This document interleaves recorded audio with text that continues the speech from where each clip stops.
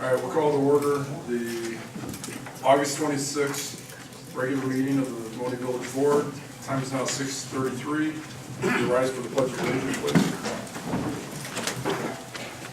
I pledge allegiance to the flag of the United States of America and to the republic for which it stands, one nation, under God, indivisible, with liberty and justice for all.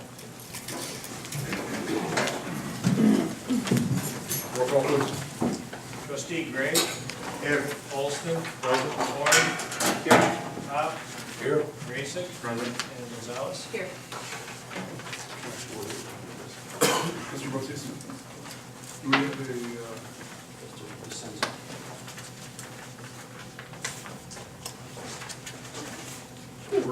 our invocation tonight is Joe DeCenzo from Second Place Church. Heavenly Father, we come before you and we acknowledge you as the creator of all things. Scripture says that the earth is the Lord's and everything in it, and that includes Monee. And so, Lord, we just ask that you would hear this meeting and be here with us. Lord, as we have lots of hopes and aspirations and desires for this community, Lord, we just pray that your favor would be over this meeting, that your blessing would be upon it, and that you would just allow your wisdom to come forth in this meeting as well as we discuss and we look to the future of what it may hold. So Lord, we dedicate this time to you and ask your blessing upon it. In Jesus' name we pray. Amen. Thank you, Joe. Item E, open to the public. Agenda items only. Please limit your comments to 3 minutes. Come to the podium, give your name and address.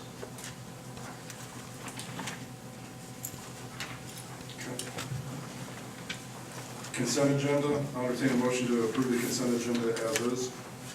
I'll make that motion. Second. Pop and Raisik. Roll call, please. Trustee Gray. Yes. Olston. Yes. Warren. Yes. Pop. Yes. Racick. Yes. And Gonzalez. Yes. If I can interject something just for a second. I know there's some question. There's some discussion regarding how a couple pages of the earlier meeting got in everybody's box. Trustee Holson came in yesterday, I believe it was, and we were talking about the meeting. I know you were attending to your wife's issues that night. And since I made a copy for him, I wanted to make sure it made the same information readily available for everybody, so I just merely made the same copy for him that I made for everybody else's box. So there's no hidden agendas or anything else there. It was just equal accessibility of that same information, that's all. Mr. Hazen? No report, Your Honor. Okay, item H1.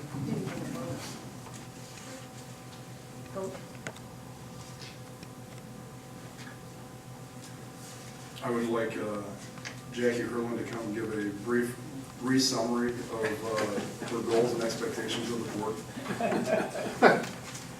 You wouldn't want me to do that. At the last meeting, Monee, Mobile Homeowners Association of Illinois, had requested a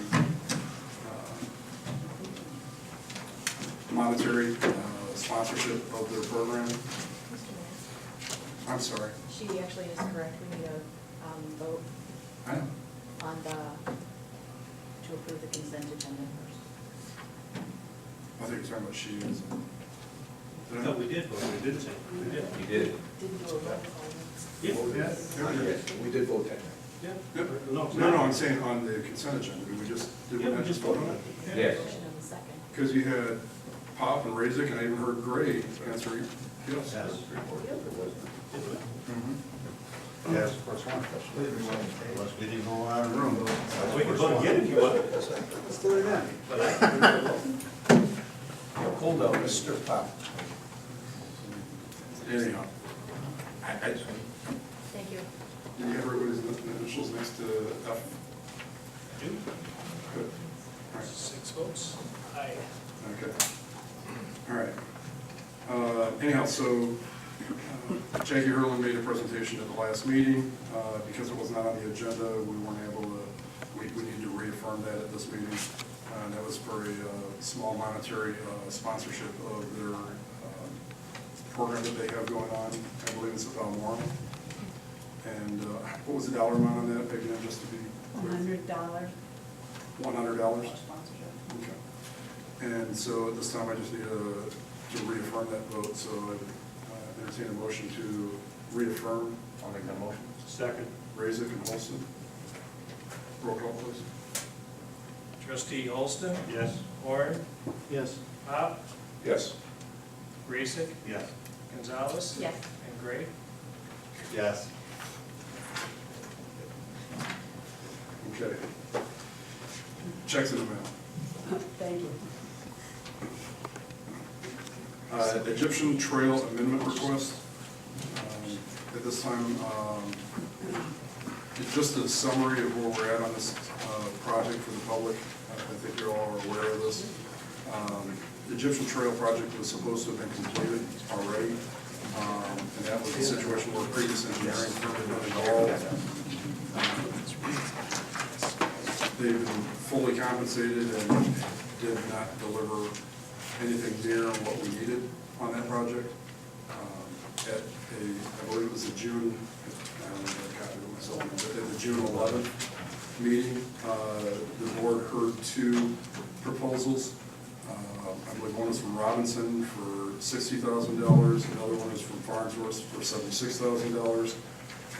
Farnsworth had a accelerated delivery date, and I think it was the primary motivation for going with the higher priced program. So the board made a motion to approve the $76,000 for Farnsworth as compared to $60,000 for Robinson. But in reviewing the information that was available to Farnsworth from the previous engineering firm, Tech 3, it was determined that even less information was useful than had been speculated by Farnsworth. So, that being the case, they have an add-on request before the board for an additional almost $9,000. And I just think it has to come before the board for approval or denial or whatever else, but it's, frankly, it's up to the board. I'm not sure. I think that they have provided a updated timetable, timeline, which has been put on each of your desk tonight. We just got it, so I was trying to get stuff done here. But it looks like the final delivery is still, even though they're requesting an additional 30 days because of the time spent trying to research the situation, it looks like the end date for the overall project is still on target, the fall of 2016. So board discussion, I think, is warranted here, especially since now we're at nearly $25,000 more than the other firm, and we're only a month and a half, 2 months into this evaluation of this. So I can turn it to the board. That's the summary, the best that I have it. Any discussion, any request? I know we're all excited about trying to get this thing done. I don't know what the cost would be to, the village if it gets delayed again and again. There's relevance of maintaining continuity, I understand that.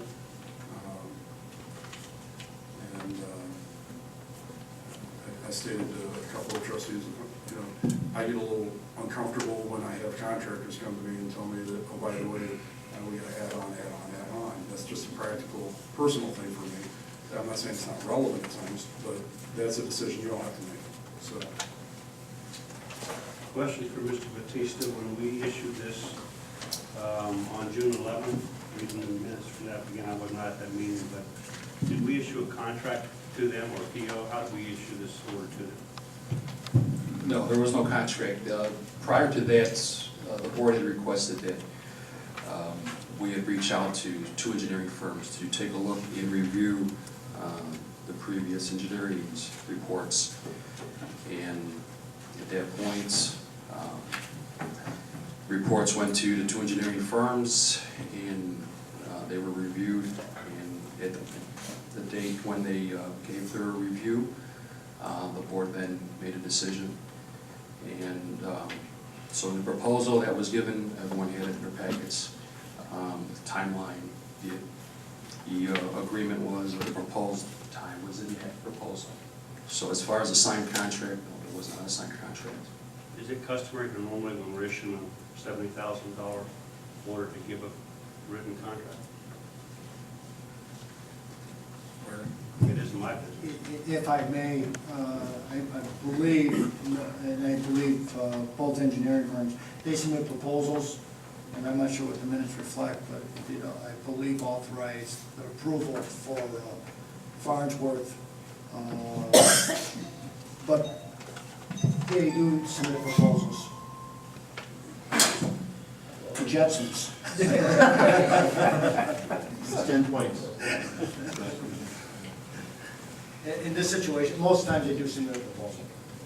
When we issue the order back to them, though, do we have a contract that we sign? Usually. And we didn't do that in this case? In this situation, I believe, I'm not sure a written contract was presented, but I believe a written proposal was. Does the ordinance, approving of the ordinance serve as a contract itself? The resolution? I believe the motion does based on the proposal. The proposal, if it's the same one, I believe that Joe submitted was based on June 6th.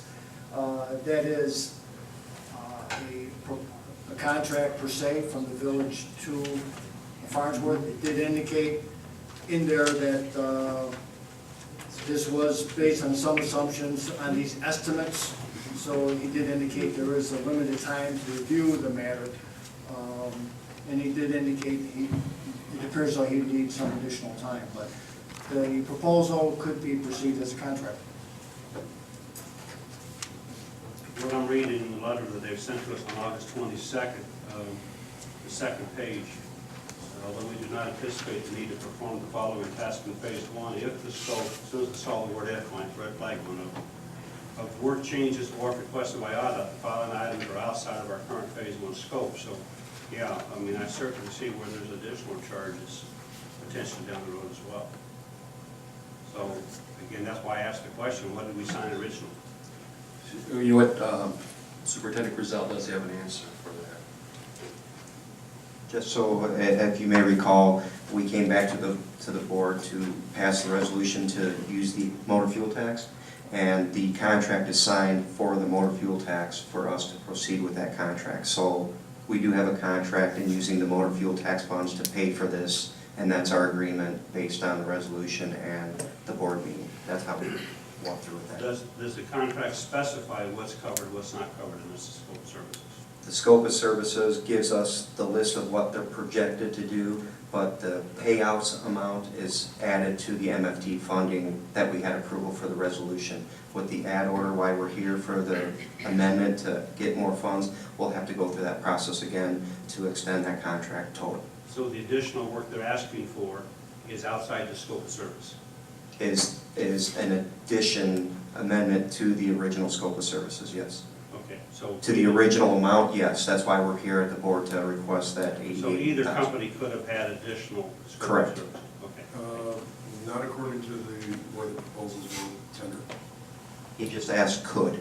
No, but I I'm saying, can't answer for but that. based on, if you recall the minutes, I don't have mine in front of me. I've got the minutes. On June 11th, the two firms were asked the same question. I believe Farnsworth's response was they're pretty comfortable. Is that what was stated as? Well, I just want to make sure I understand it correctly, but to answer the question that he just posed to the superintendent, the other firm indicated absolutely $60,000 was their dollar amount. So I just want to be clear. I just wanted to answer the question more fully what you'd asked, Trustee Walker. Mr. Bautista, you have some more? No, just that, if you look in the timeline, we did meet with Farnsworth, and the presentation was given to Superintendent Griselle and myself. This was on August 20th. We went over the data that was provided, and it was then quite apparent to the superintendent and I that there was a significant amount of data that was missing. That was not apparently, I'm not sure what's. We're having a malfunction here.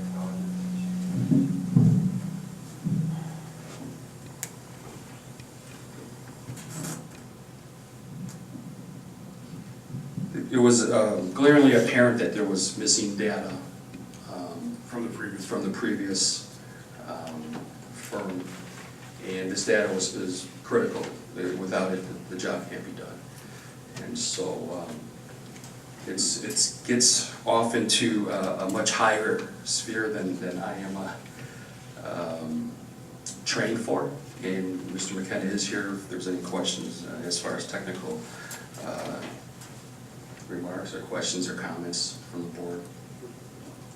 Mr. Batiste, if you could stay there, just answer this question. Both firms were giving the data from Tech 3 to look at phase 1, to go over their work. That is correct. Okay. As much as we had at that time. As much as we had at that time. And the conversation that I had with Superintendent Gazelle and Mr. McKenna was that the, how do you want to say, connect the dots as far as the work that could have been done on phase 1. If we move forward with Tech 3's work on phase 1 and then went right into phase 2, we would have realized that the work on phase 1 was wrong because they were, as you say, behind the times. They did not properly do their due diligence. Yes, there is. And that's where this added cost is coming from. That is correct.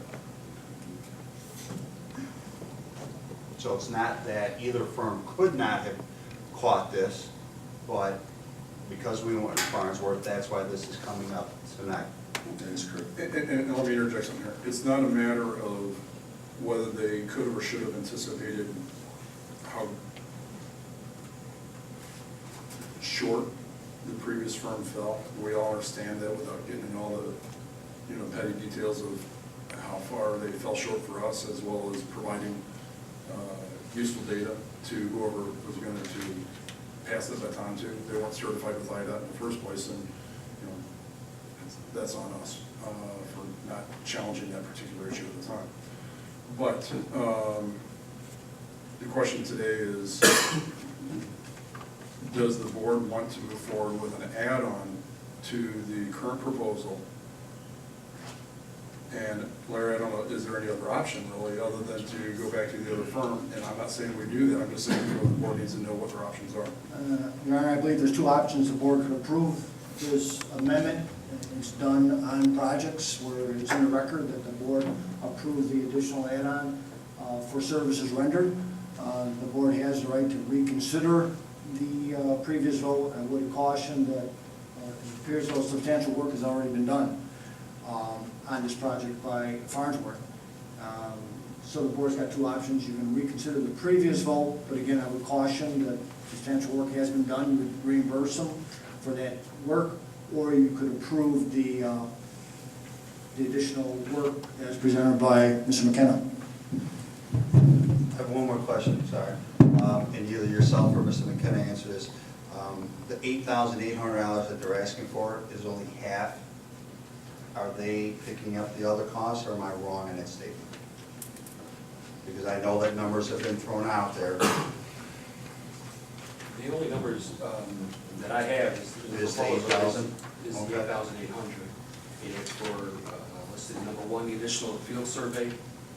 And number two, the update on the electronic CAD drawings, which is 3,800. So totally $8,800. And just to again be clear, this issue wouldn't be coming before the, rumbling on our microphones here.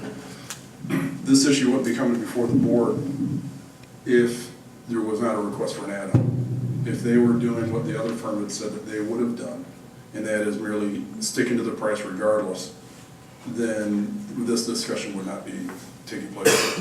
So really the issue is the add-on, and whether or not the board feels comfortable with a discrepancy now of $25,000 total difference, or what are the differences there. So it's up to the board. What do you guys want to do? We want to, trustee Horn? My comment is, in my business, when I write a contract without taking into account all the variables, and it turns out to be a bad contract for me, I'm stuck with it, and I still honor it. So, I guess my question to Tyson and to Joe is, if we vote, I'm sorry, Drop that. I'm sorry. I'm sorry, scratch that. Will your company honor the contract? All of these items were out of scope based on the scope of services that was provided in the village at the time. There was several assumptions we had to make, which was indicated in there, not having the electronic files. We also provided a matrix that represented that full scope of services that showed the response and the digital data we received, and in many of those cases was admittedly either we cannot find the data or we don't have the data. So as far as being out of scope, all of these items are out of scope, which I can highlight in all of the scope of services we provided. So would you say that the CD you received from the other company was inadequate? Could you give me a percentage of, did it have half the data on it? Did it have 25%? Did it, how poorly was it? Joe, you can come up. I guess that's Well, and to add on to that question, do they have all the data they need from that company now, or are we going to hear 30 days from now that there's more data they didn't get? okay. That's probably.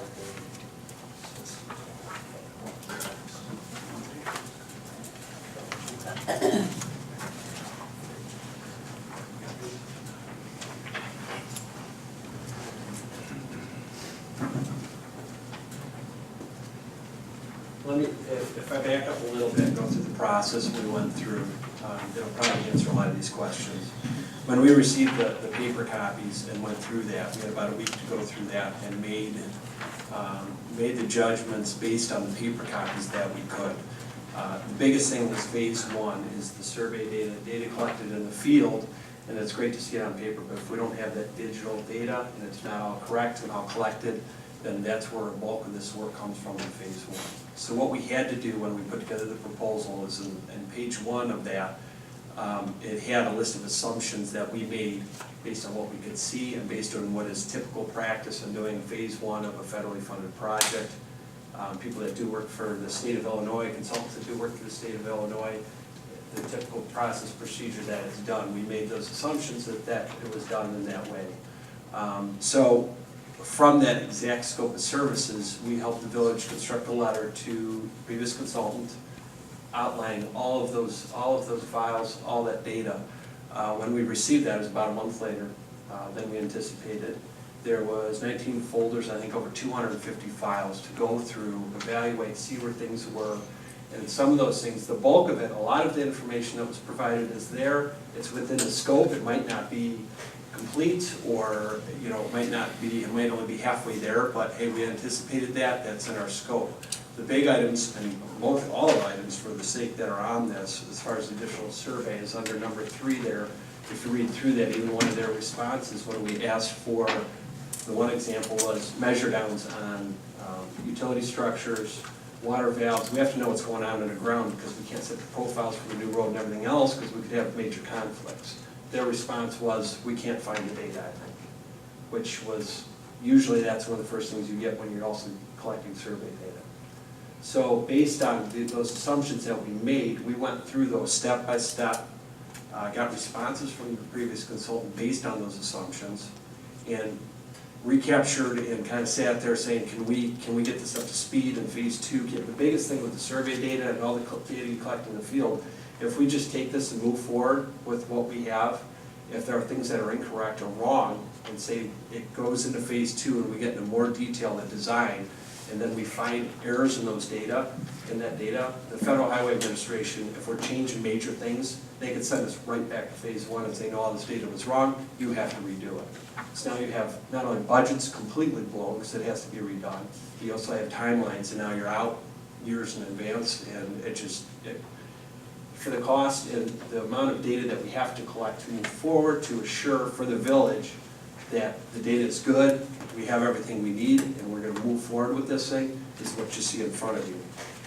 So that kind of highlights, most of number 3, like I said, is pretty much the additional field survey information. Number 2 covers, this gets extremely technical, so it's kind of tough to explain without having visual, which we brought at that meeting in front of your administrator and superintendent of public works. The CAD, the formatting, the sophistication of the programs. Essentially what the previous consultant was doing was taking all these data points and hand drawing by hand in between them. Well, you can, just human error for that sake. If you have 10,000 points, you're trying to connect the dots, interpret all that data, just by human error, there's going to be mistakes, and there's computer programs and sophistication that these projects are done now, that has to be converted correctly to do it. So then we sat back and said, well, we already have plan and profiles in the old format, we already have a bunch of information. Could the village ask us technically, can we just move forward with this if the data is correct? And that's where we say yes, so that's not really out of scope. We're going to take the time ourselves for the efficiency, not only for our company to do the work, but also just for the sake of the ease and to be able to move forward with this project quickly. That's the portion, which is number 3, that you see on there, that is quite a substantial amount of time to go through and recreate all of that work that was once created that we're going to do on our own. Just because that is the borderline, is it out of scope, is it not out of scope? You know what? This thing, we know you guys want it to move forward. There's been a hard time getting this to where it should be, and we were just going to take care of that part of it. One other question came up, which is a very good question, which has these items that are out of scope, and we do these projects for decades and decades on a regular basis. These, I know in a great detail what they are, but I can give you some examples of what happens is we put together these reports, and there's a lot of different reports. There's an environmental report, there's sign-offs for environmental, for historical, for all these other things.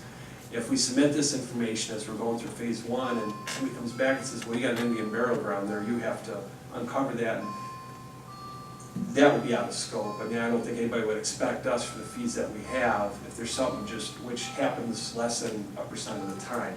That's still items that could be found, that could come up, major, spill that occurred there. We check for those things initially. If there's a gas station close by, that's an indication that we may have some issues to deal with, and we investigate that right up front to find out what is the repercussion of that, because that could be substantial cost from the village. Let you know that right up front to determine where to go with the project. So as these items that are bullet pointed out, these are things that could come up into play. Noise study for this type of project is not going to be required. We've never seen it. It is all completely up to the Federal Highway Administration. Even IDOT, they have good guidance on what can do, but when we get to that meeting in front of the feds, it's their money, it's their decision on what gets done. So these are things that are completely just out of scope. We have to do this huge noise study. Of course, we would battle that for you guys if that were to come up, because they've never required it for this type of project in the past. But just to be completely honest and fair and upfront, that's why we put all these items in the letters and the scope. The scope of services was, I think, 7-8 pages long, very detailed, to highlight all of those things. And Scope of services you provide? Provided in the original proposal that we gave, that in the original schedule. Fair enough.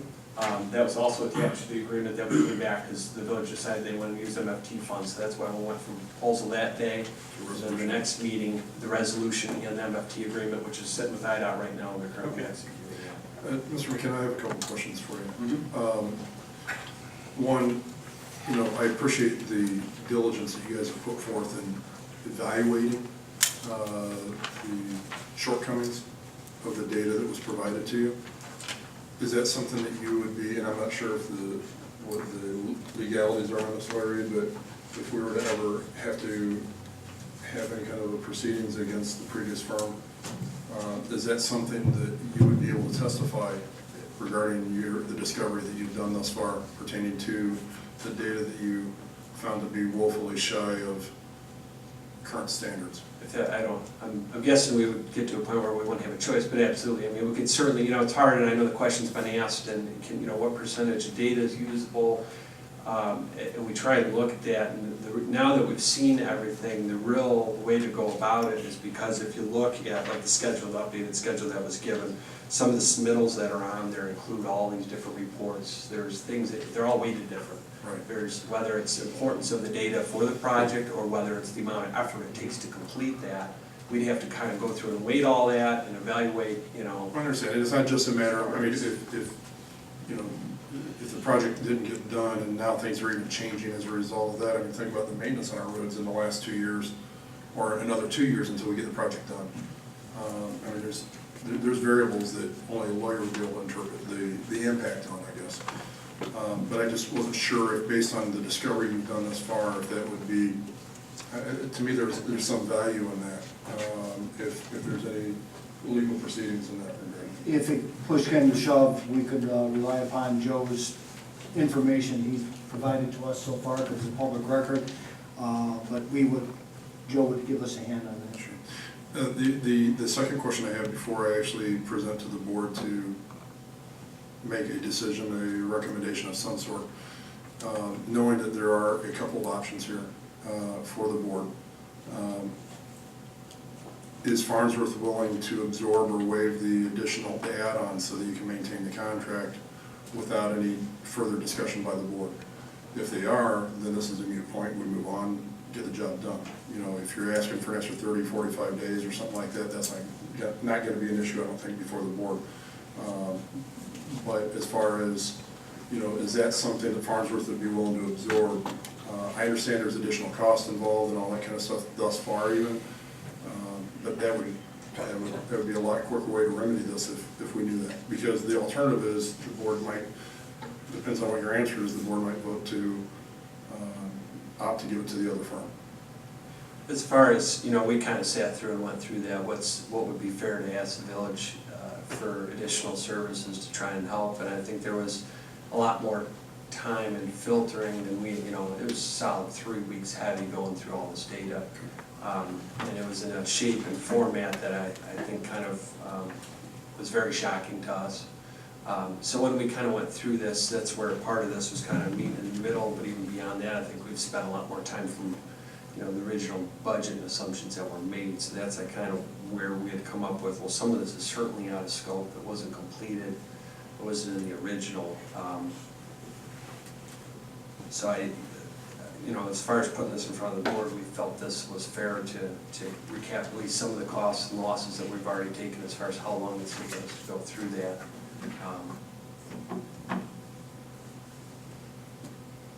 So is that a yes or a no? It's, as far as this is what we're asking for. I mean, to be honest, I have to go back through to the principal of the group to find out if that would be acceptable or not.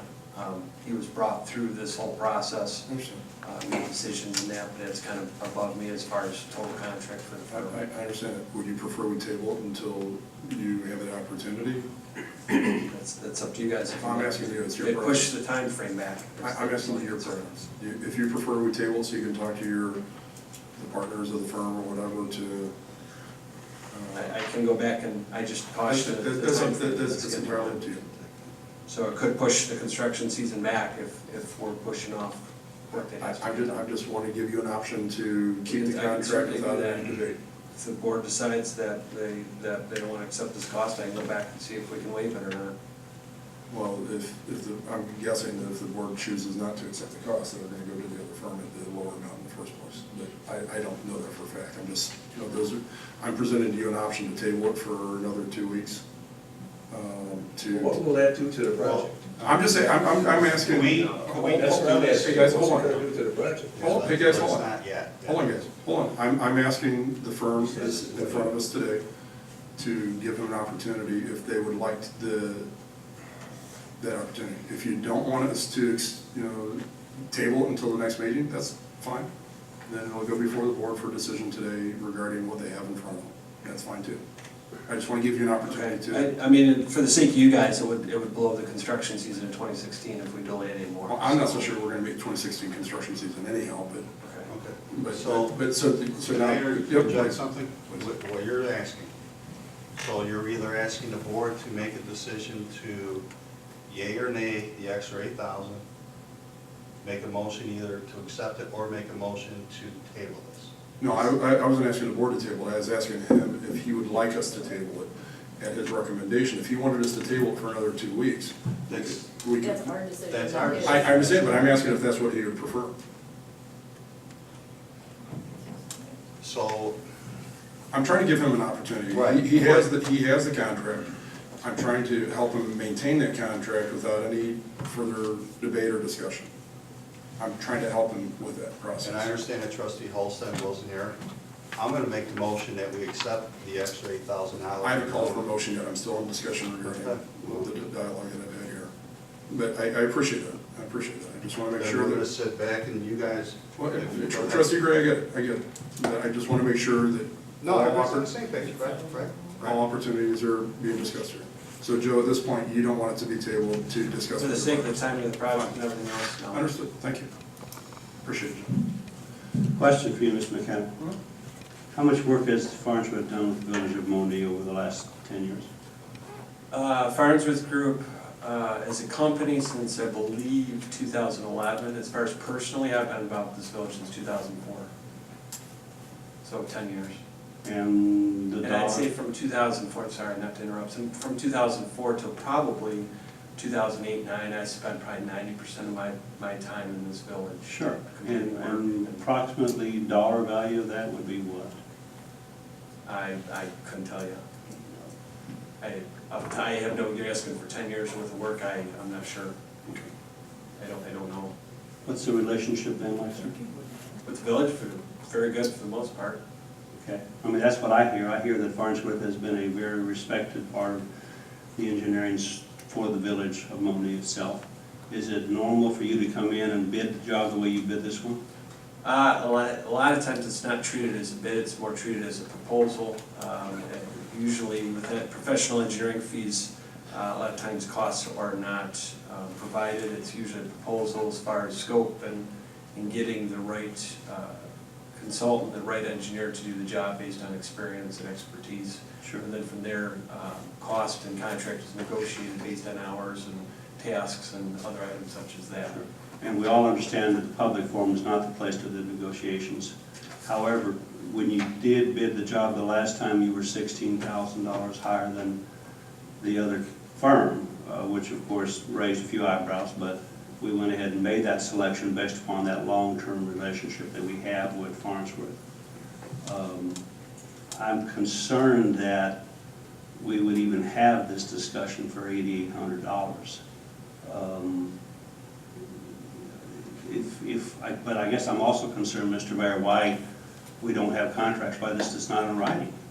I mean, we already had one firm that failed on us completely, no contract, we have no recourse. Now we have another firm that's doing work for us, and again, no contract. Well, and what I understood Mr. McKenna and Mr. Kraszewski to say too, an RFP, a request for proposal, and us agreeing in the resolution to approve that contract, approve that proposal, is the signed contract. And there is a contract currently right now with IDOT getting executed that was approved by this board with the scope of services. And what you're telling us is that the work that you're asking for here is out of the scope. Correct. So it's up to the board to decide what we think it is. Fair enough, thank you. I'll call for it though. We have to make a motion now. Has everybody had their chance to speak their piece? I just want to make sure we're okay with this. Okay. Larry, you have something? If I may, it sounds, though, just so the board understands too, it sounds like this is an extra to the initial proposal. There's, I want to speak on behalf of Farnsworth, there's a possibility though that they could withdraw this and the contract would still be in effect. I think what Joe's indicating though, this additional work is for the benefit of the village. So you still have a proposal out there that was approved by the village. But this is additional work on behalf of Farnsworth for the village. Well, I don't know of anything that Farnsworth's done in the last 10 years that was questioned by the village. So from that point of view, I think they have credibility. Right. The fact that this was an extra cost up and above what was bid is really a side issue at this point. I don't think we want this project to slow down. I have no indication from either the administrator or the Department of Public Works that anything here is out of sorts. Yes or no? Everything seems to be in order? Correct. And I make a motion, we accept the bid. Move on. I'll second that motion. Okay. Any discussion beyond that? Okay. Roll call, please. Trustee Horn, No. Pop, Yes. Raisik, Abstain. Gonzalez, Yes. Gray, Yes? and Olston. Yes.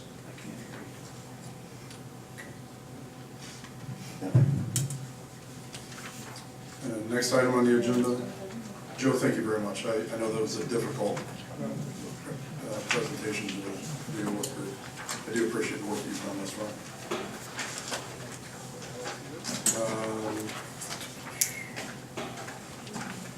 Item H3, Mr. Bautista, do you have something on that? The industrial improvements, industrial drive improvements. You want to have Jeff come up on that, or you want? Yes, if we could have Jeff Hagan from Tyson.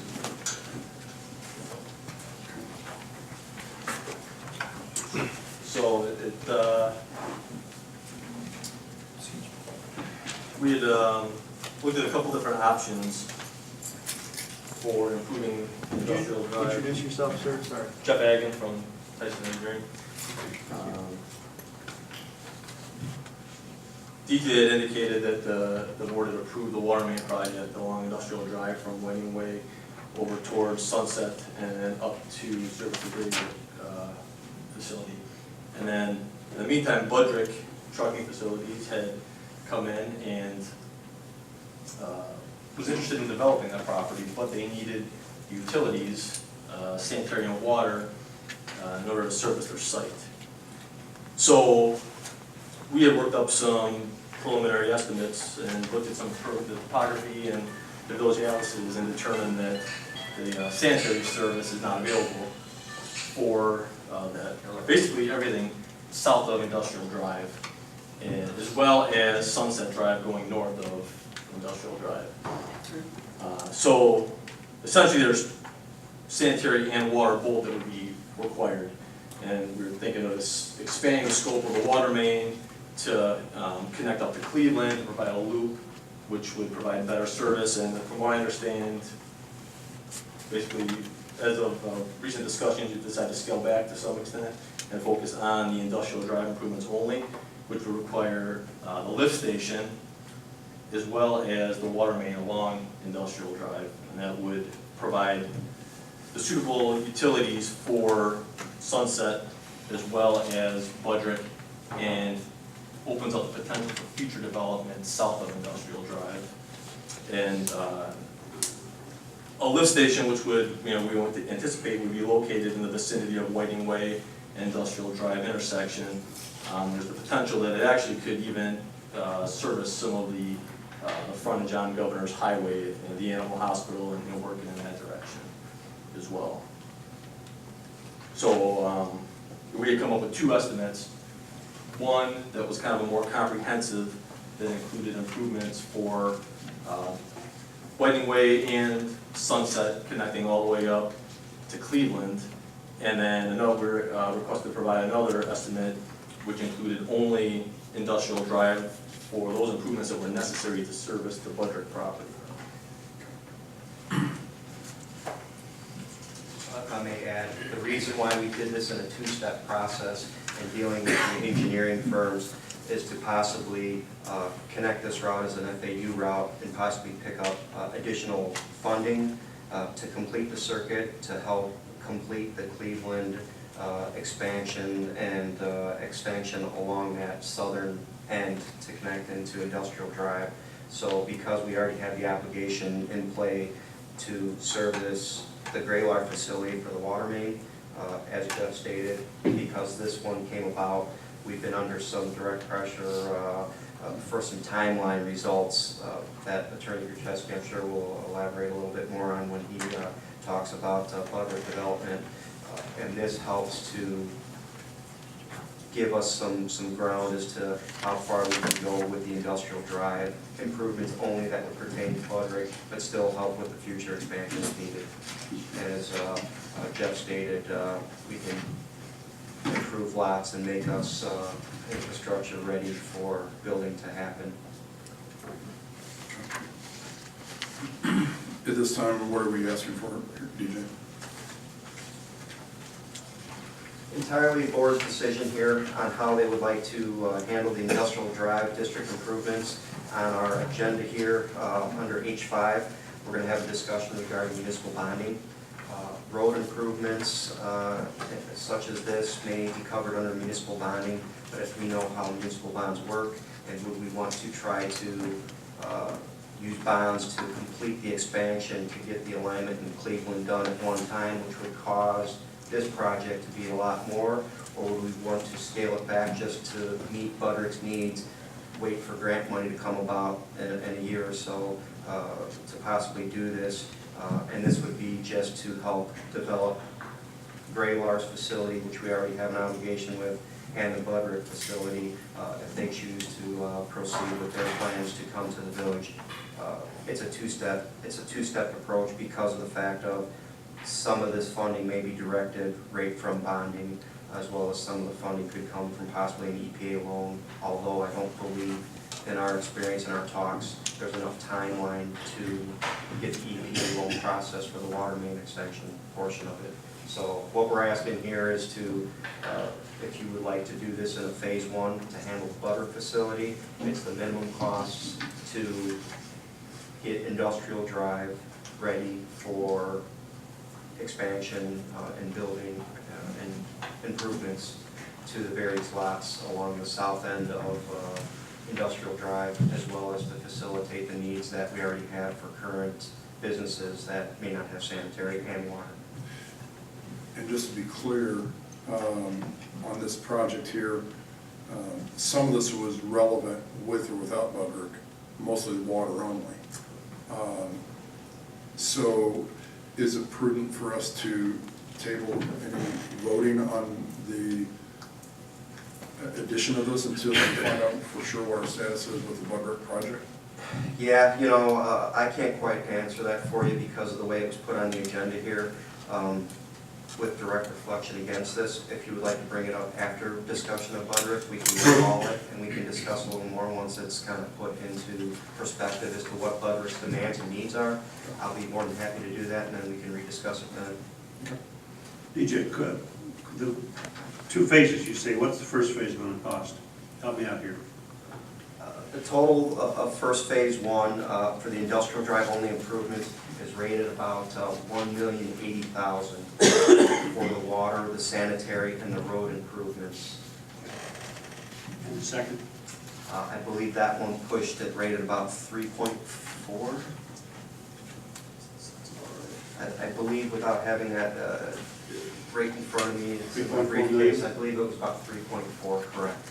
So that was the approach to possibly try to, 3.579, yeah, about 3.6, I'm sorry, for that phase two. So that's why we kind of figured between us, if we can get it listed as an FAU route and get federal funding with the $2 million that we're trying to do with the Cleveland realignment to the north along Monee, Manhattan, that's $2 million that we don't have to burden on a bond or a tax to the people, right, to where we can get the state to pay for it. So that is why we've come to the board with the first part approach to facilitate the needs for the village to... The first part would be done almost anyway. The first part needs to be done as far as the water main goes, right, to facilitate Graylar, as we had gotten approval on. We are adding roughly about $800,000 to the original scope that was approved on the water main construction to facilitate the road improvements. That road, as you may recall, is stone and gravel, so we would finish that up and then add the lift station to the facility, as well as some. And that part could be done through municipal bonds.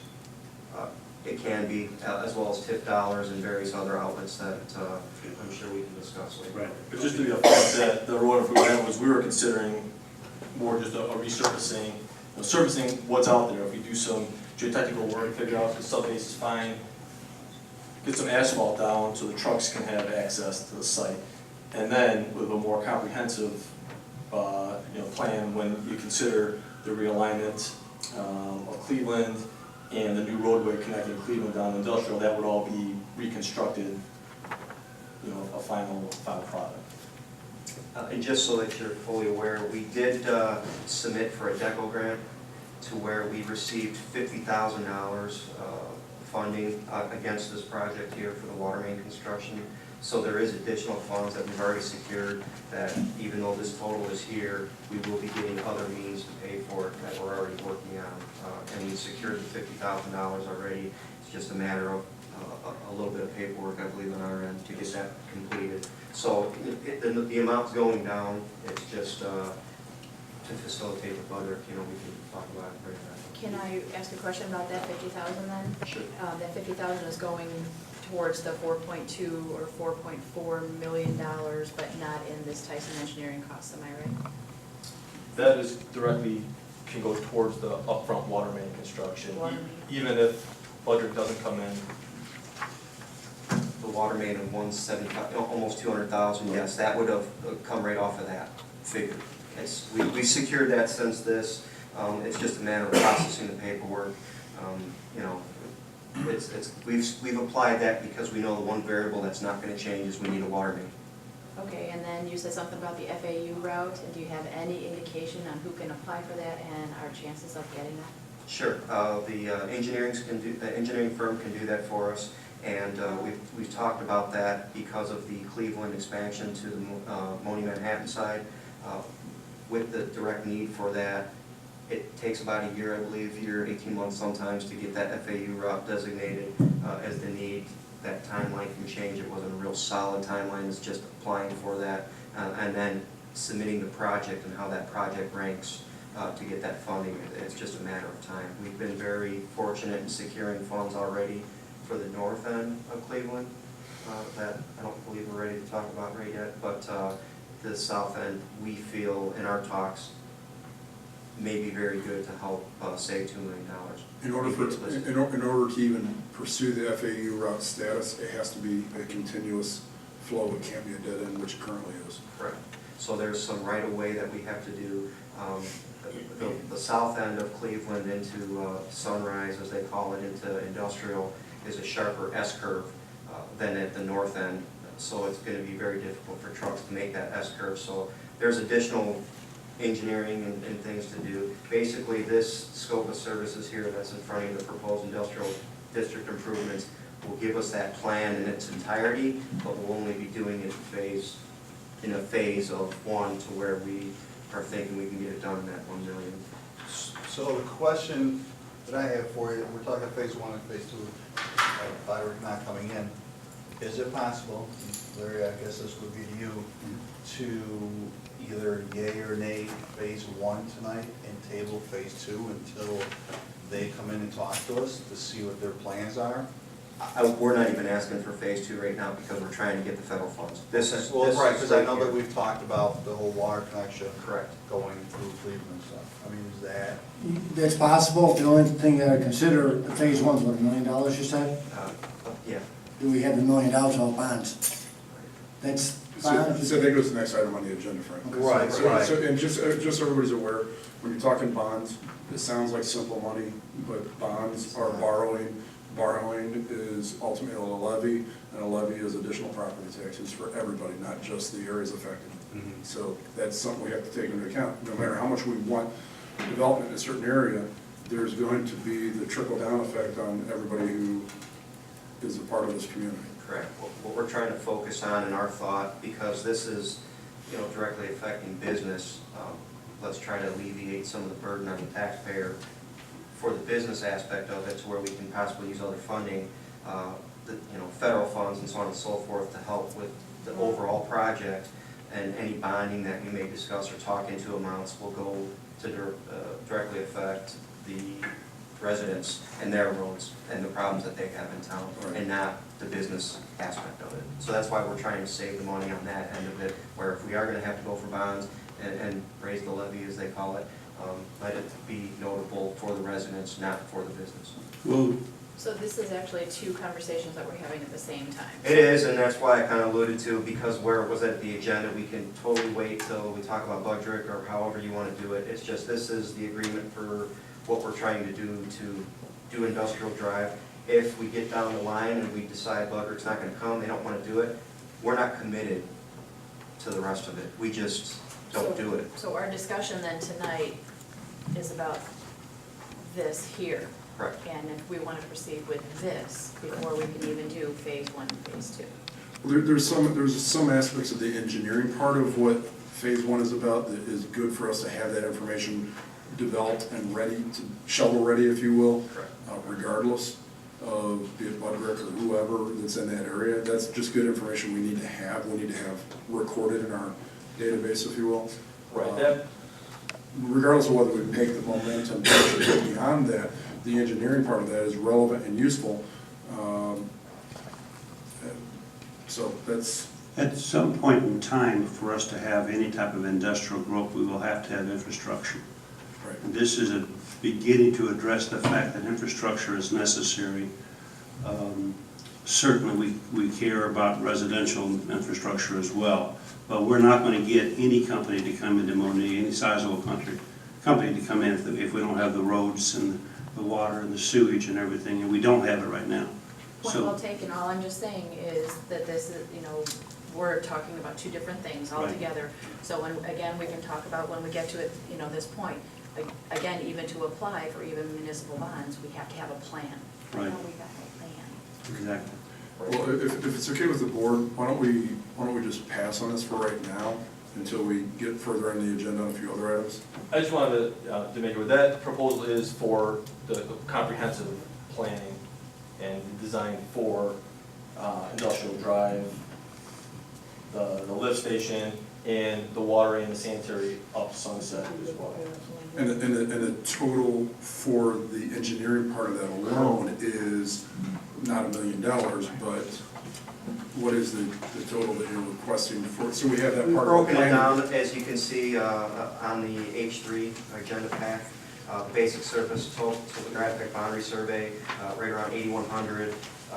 Additional hours, depending on if anything happens. It breaks it down into scopes of services, basic services, sanitary, engineering design. It's pretty well drafted as far as the end goes.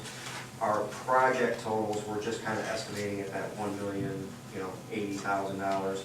But the engineering fees are going to be based on What part of the ultimately project? what we end up deciding to do with Butter. If we don't do sanitary, we don't do sanitary. Then this part of the proposal is not relevant to. Correct. We wouldn't be obligated to that. Right, exactly. Or different funding avenues that we take to actually fund the project, because that'll be a separate issue altogether. So I guess in that regard, Larry, we could actually approve the proposal for the engineering part of that alone, which has to do with, based on the demand of what we'd be dealing with, based on what project options we turn on or off as it goes forward. So, You can approve that as long as we understand there's $1 million worth of cost, correct? well, not on the engineering part. Well, not engineering, but it's based on Right. the installation of the water main. To facilitate Butter needs ultimately, above and beyond the almost $200,000 that we've already given approval. So basically, the extra $800,000 to facilitate sanitary and completed road on Industrial Drive is But that's ultimately, not the construction or the engineering? no, construction. Okay. So until we About approve, 1,000 we already until we approve the construction, there won't be observation of No, construction. for so- the construction of the water main to facilitate the, Right, so there's about 200,000 on this, which would be basically engineering. no. This has the water main total in it already as far as the Industrial Drive proposed district improvements. This is just to complete the survey of what we've already had to go. Basically, in essence, what we approved before will kind of, for lack of better words, become null and void, because now we're going to change the scope of services to do more to the area that we originally got for approval. Because you're gonna upscale. We're going to upscale the project, correct. So, So, Jeff, might I ask just a couple questions then? And I think what Mr. Holston is alluding to too, because there's very clearly, there's basic services continued and basic services, and then it goes on to the basic services continued, and then meetings and additional services. So if you're looking at basic services, 8,100 plus 11, all of those costs, then summarized an additional 60 and 2750, it's nearly $200,000. So are those combined, or are these completely separate? Well, everything in here are separate line item. So if we don't do the work, if you say, we don't want to do sanitary, we don't need a lift station, then So it says, in just a for instance, plats of vacation, 1,100 per plat. How many plats are we talking? So that's going to, again, this is poor Joe come up here for $8,800, and if we've got 8 plats, we're already at $800, that's not going to be included.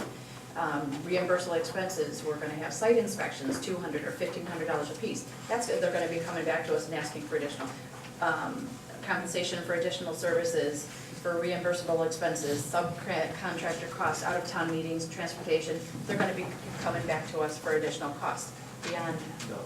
To clarify, trustee, this is an agreement for professional services that proposed scopes of what we're going to be doing for this project. Because of the focus on the last project that was done, not to bring that back up, as it was alluded to, usually when you have an engineering firm come in, they take care of the projects as they come across them. So these are what's expected to cost for these services that Jeff has pretty much already started because of the water main. We followed into Tyson and got him involved in the budget reviews and so on and so forth. So now, based on, instead of facilitating just for the needs of Budrick, we're trying to get the needs of Monee in that whole industrial drive improvement. As standard contracts go, all these additionals, these are the unforeseens that people have called and talked to about it. It has to be in there because the contract, every contract's like this. Now you can see a different firm with how they put it in. This is pretty standard as it comes about. Jeff can answer any questions a little better than I can. correct. We tried to be pretty detailed with the scope as far as what was involved in the design of the area, the extent for the sanitary and the water, and part of that does include comprehensive planning, which will look at that area south of industrial all the way down to Paulding to see, to make sure that what we're proposing as part of this industrial drive will accommodate future development to the south. So the village doesn't get back in the corner where now all of a sudden, 5 years, you got a big development that needs to go on closer to Paulding. You've got to pull sewer pipe out to increase the size. So that 1,100 is the scope, basically, or 11,000, I'm sorry, for the just the comprehensive plan, looking at the whole area and planning it out initially up front. And then the sanitary and the water, those scopes are well defined as far as the industrial drive, Sunset Drive, and Whiting Way for the sanitary. It includes the lift station and the water main, which would run down Industrial Drive and up Sunset. The resurfacing is optional depending upon what route the village wants to take with upgrading that roadway. But there's some things that you just don't know, until you start doing survey work. You don't know necessarily how many plats of vacation you're going to need. You don't know how long the contractor's going to take to perform the work. So you may have to go out there for 10 erosion control inspections, or you may have to go out for 20. You just don't know, and that's why some of those items are more T&M type. So anything that we can nail down in the scope right now is. So this is probably good for us to use as a budget as we put together the rest of the. So, and that's what I'm thinking, this is a good, general start, but gosh, I'd like to see it line by line. When we put specifics together, we can do that. It's the unforeseen that I can't give you a line item for. I can guess, but it's the unforeseen in this type of engineering that you can't budget for it. You hope for the best, and that's why we kind of propose the best on it. There's a certain amount of the process that we get into, just like Farnsworth Observed and whatever else, where, you're gonna, part of your phase one has to do with, you're gonna be doing core samples, you're gonna be doing whatever else in some of those areas. You have to pay the professional services to get to that point where you can get to the second point.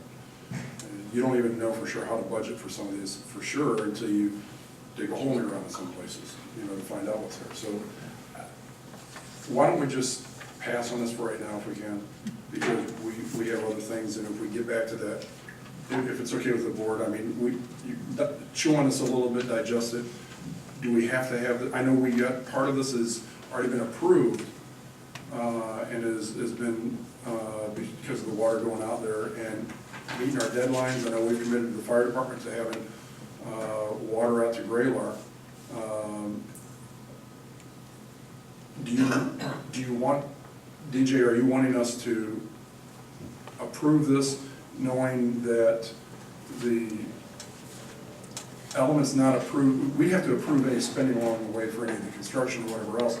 So the parts, the components on the line items, as Trustee Gonzalez indicated, that are listed here, we don't, those aren't approved until the construction or the allocation of those parts of the project would actually be approved. So we're not guaranteeing the $200,000 or $1 million or anything like that. We're merely saying step by step, we know what our cost per item would be. So I think that's fair and reasonable, but, you know, that's up to the board to decide what you guys want to do on that, because otherwise we're gonna have like Joe indicated, if we delay this until we,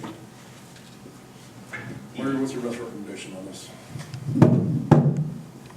What I would recommend is make sure we got the financing in place first. That's the most, I just finished one deal today, a large deal. The first thing, like Delina indicated last time from Baird, have your financing in place, you work off that. Because without the financing, your project are going. Okay. So we approved 200,000 for Graylar already, right? Correct. Right. So at this point, We're basically adding to, well, actually, right. So Are we here's, taxing the TIF, are we taxing bonds? That would be the, and then based on that agreement, and we would sign, whether we use MFT to pay for some of this, those would be the contractual obligations that we would have. And we're gonna This spend is just to proceed with the scope of services to help with the proposed industrial district improvements. This isn't to send equipment there tomorrow and start digging right.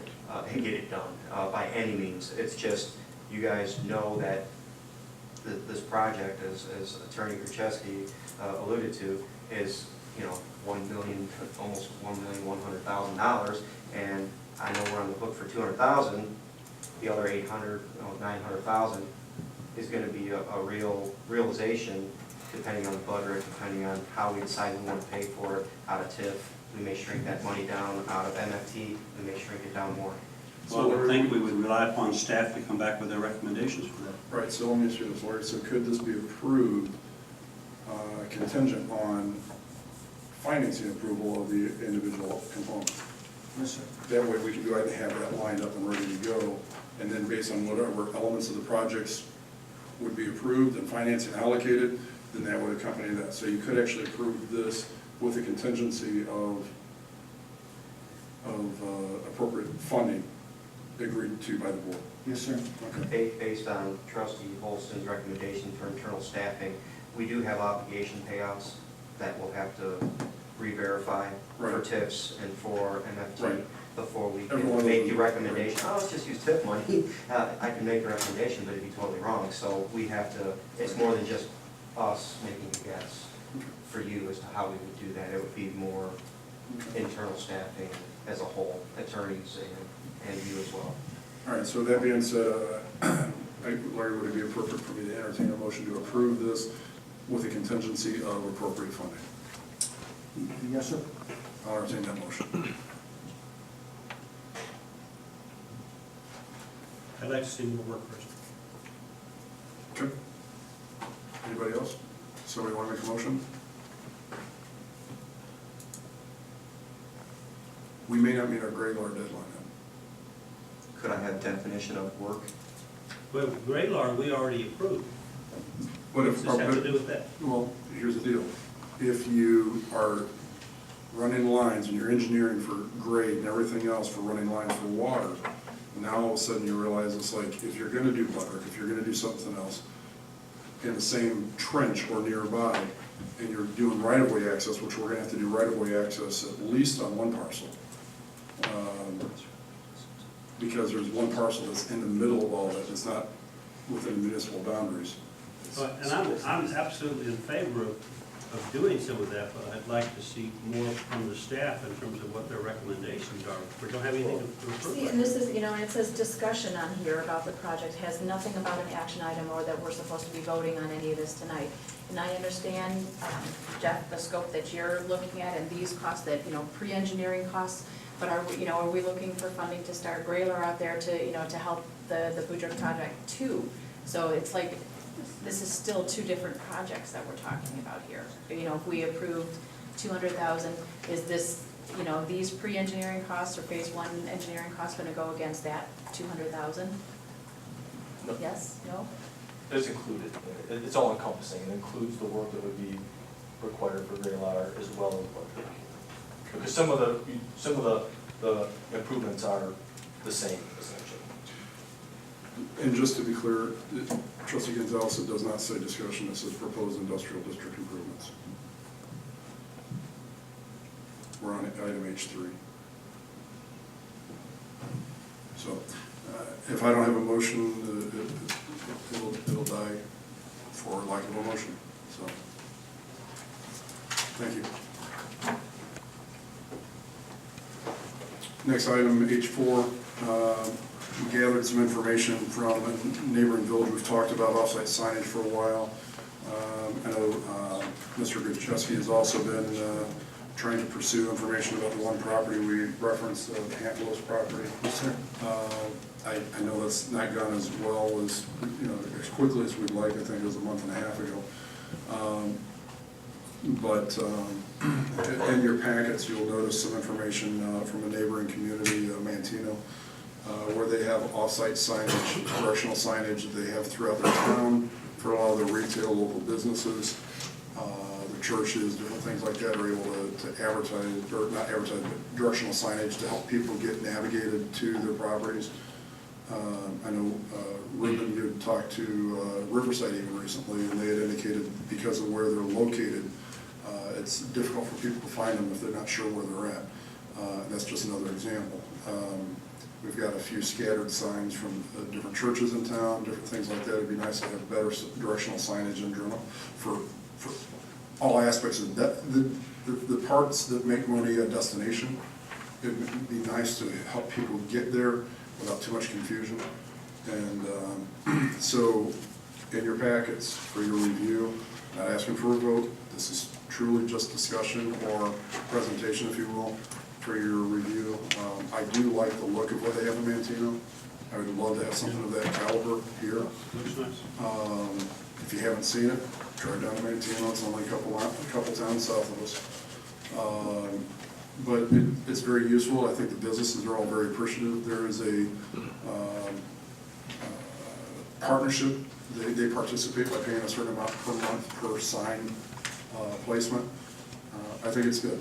I think we need to be looking at that direction. Signage has been one of those issues that has always been a concern to our local businesses, and just for your review.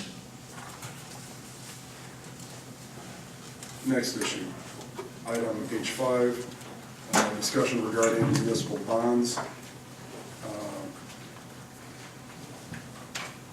We had a presentation at the last meeting regarding bonding options, methods, and the steps, and all that sort of thing. If we're going to take care of some of our roads, infrastructure, things of that sort, we've got to find a way to fund it. Part of the budget that we presented for this fiscal year has to do with the expectation that there will be some bonding involved. So, Larry, I know you've been involved in that as well. Yes, sir, just to follow up from the last board meeting, Felina Walkenberg made that presentation from Baird. Very good company. She did indicate they could probably get it done 90 to 120 days.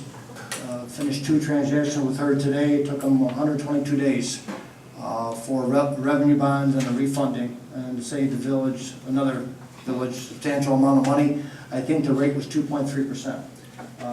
The markets are good right now. If the board wants to look at that, She can give the ballpark figure as to debt service on an annual basis, depending on how much the village would like to borrow. She knew our credit rating. We have not a lot of debt compared to other villages, but as she indicated off the record, that the refunding right now and going out for bonds is, it's a prime time. The market's doing well. They're very busy. So, you know, obviously, like she indicated though, she needs a budget. How much does the board need? How much do they want? They'll get it done within 120 days.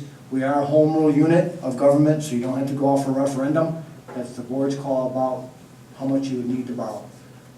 And she could probably give you a debt service. If it's, let's say hypothetically, $400,000, let's strike that, $4 million, she would say, okay, debt service would be on an annual basis, just say $300,000, just ballpark. Then you divide that on your levy and you'll have an idea what it would cost per resident if they go that route. But the only thing she asked after the meeting, if the board was wanting to pursue with this, she'd be more willing to come in again, but she does need, any underwriter will need how much are you looking for and how fast. And they are, like the mayor indicated and DJ, all the improvements you're making, that's a reason for GO funding. They're general obligation bonds, it's infrastructure improvements, streets, sewers. When you see a lot of these projects in other villages, it's usually through bonds. And the rates right now are 2 1/4. You're not gonna get them much lower. But like I'll give an example, we did a deal today, within a half hour, the basis points went up just over the phone. We saved quite a bit of money, but you have to move on it very quickly. So, you know, you want her to come in again, or Mr. Gavin from Baird, if you want to come in, but like they said, they made the presentation now, it's just our call, meaning the village's call about when and how much. Any discussion from the board on this item? Do we have a list from, again, from the group in your group, you know what you want?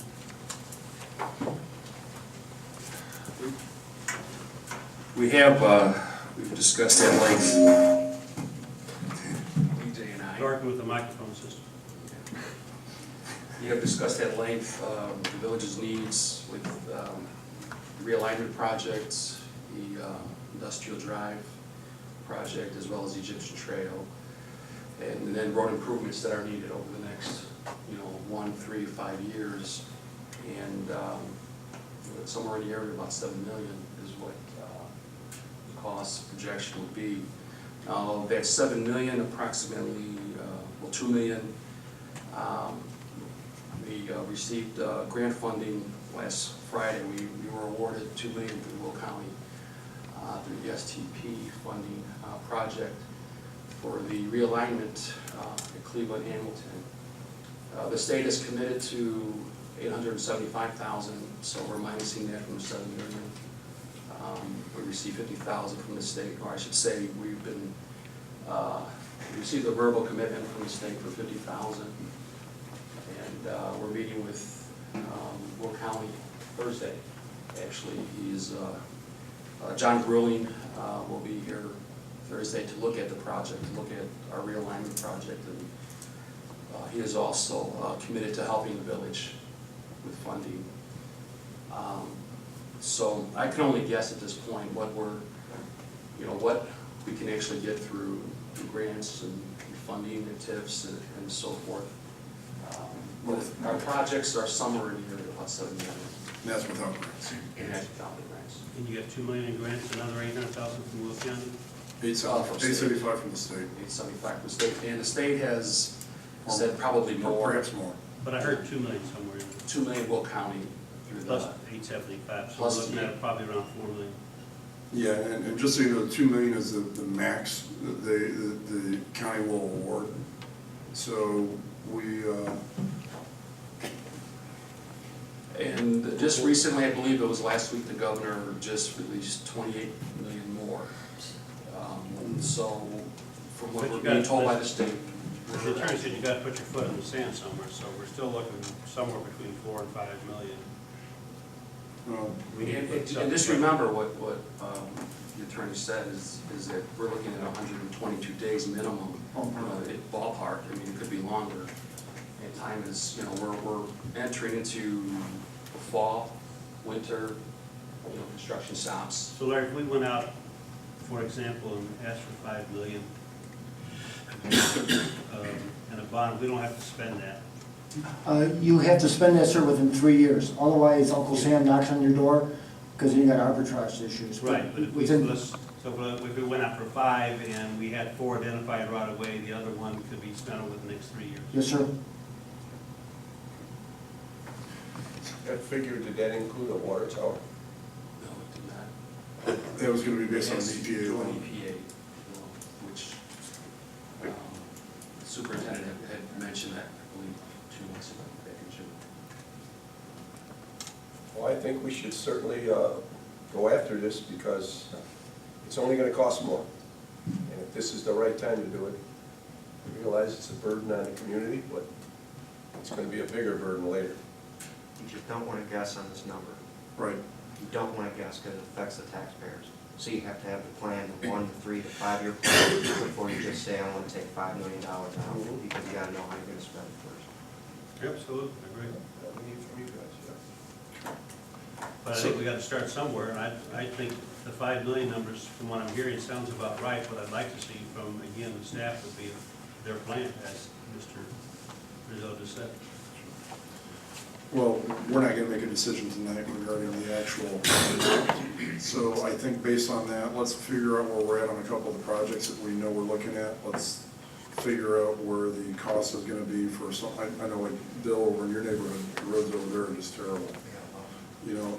We gotta do some resurfacing, we're talking to the developer that left, the situation over in Eagle Fair, things like that, that we're not gonna be able to sell lots in that area. Nobody's gonna wanna buy a lot over there with the current conditions in place. So there's a lot of that that needs to be taken into account. We've done a good job as a community of not spending money to a fault. And that fault is this, that when you don't take care of river infrastructure, it does deteriorate. And the more it deteriorates, we may not be spending money, but we're gonna spend even more to make it right. So that's something we need to take into account, the consideration for the water tower and everything else. So I think at this point, if it's okay with the board, this was just brought up for further discussion, so we have a status and an update on that. We're gonna figure out where we're at on a couple of major projects, try to hone in on a real number. Maybe at the next meeting or the meeting after that, perhaps a month from now, we'll have a more clear idea of where we're at. After we meet And we can present to Baird to have them provide us, perhaps a month from now, we might actually have more realistic numbers, be it. Anyhow, so.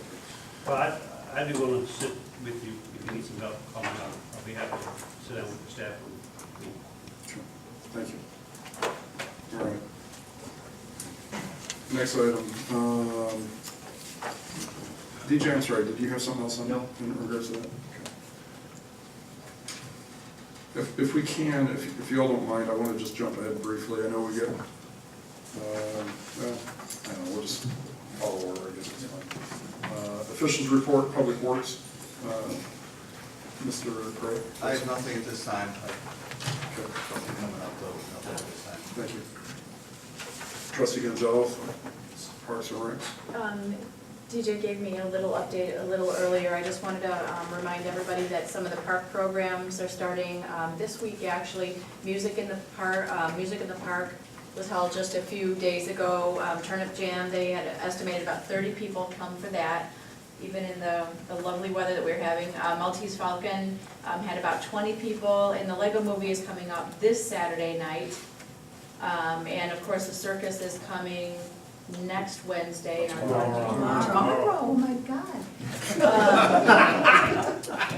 And just wanted to say too, because that's the one thing that we didn't have hammered out by last time we talked about it, is about our parking adventure tomorrow. So do you know about the parking yet, and where the trailers are gonna be, and where should folks park tomorrow? Mr. Cruzell? As well? I'm gonna throw him in as well, because we've both been feverishly working on this together with the circus and the very kind weather that we've had over the last 2 days in the swamp that's turned into our field out there. Mr. Batista has made some arrangements with some businesses he can allude to as far as parking goes and how that's going to be structured. We're doing our best to prep the field right now with some temporary parking. We'll see how that is in the morning. It's all going to be Mother Nature's turn, and hopefully it'll work. And if it doesn't, it won't to the south end. But the carnival has already been mapped out at the corner of Monee, Manhattan, and Egyptian. They are going to be in the most northern part of our 5-acre lot that we have, closest to Monee, Manhattan. There'll be an entrance there that I know will be able to facilitate ADA drop-off regardless of what the weather has. And it'll be a good day for all, rain or shine, it'll happen. So Ruben can discuss parking and other arrangements. May I just make a statement first? Only David, because I was over there with you guys. The gentleman from the circus was supposed to be here in the AM. He came in the afternoon, which delayed David from getting over there and doing anything to that property, and it's terrible over there. So he had worked the boys overtime to get this thing ready, just so everyone's aware of that. I'm done. As far as parking goes, we spoke with Walmart. So across the northeast portion, they're making a parking lot available to the village. They're clearing out trailers. Just to be clear, the logistics facility, not the Walmart. There's not a store there. Logistics facility. But you're talking the Walmart in Matson. No. So that'll be our first point for parking. We'll have traffic control. Cockles has graciously donated their digital signboard. We'll have folks directing traffic into the parking area there at the logistics center in Walmart. And once we fill that lot, then we'll move over into the 5-acre lots. Today, DPW has put a temporary road in so we can park onto the grass area. As he mentioned, the tent will be at the north edge, it's north center of that portion. We'll have police as well, traffic control. There's 2 shows, 4:30, 7:30. There's an hour gap between shows. We're hoping to move all the vehicles out so we can get the next show and parking in. And so it's, it's supposed to rain throughout the night.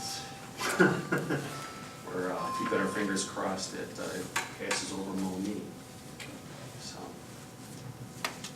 And one more thing, I'm sorry, I forgot. The 9 o'clock, the Elephants will be putting up the tent. So if anybody is in the area and wants to see some pachyderms placing a 1,600 seated tent in place, you're more than welcome. Thank you. Do they have rides and stuff over there too? I mean, like, I thought they had like animal rides. Trustee Gonzalez, anything else? Nope. Okay. Well, and then just one last thing too, just remember we are only a month away from Fall Fest too, and I'm sure everybody's been working feverishly on that. And 2 weeks. 3 2 weeks, Yeah. 3 weeks, so, are we gonna have any posters going up anywhere, Yep. signage, sponsorship stuff? Yes, the posters actually arrived today. We have them, they're going up tomorrow. We've given some up today to some of the businesses that were here. They're putting up in their place of business. September 5th, 6th, and 7th is the date, Friday, Saturday, and Sunday. It's all hands on deck. Anyone that's wanting to volunteer, you can go to the village website. There's a volunteer portion in the web welcome page. You can sign up there, or you can call the village hall as well. We're also looking for sponsorship. Anybody that wants to sponsor, we can't do this without the help of our local businesses and gracious donors. So sponsorship is available. Those forms are also available online.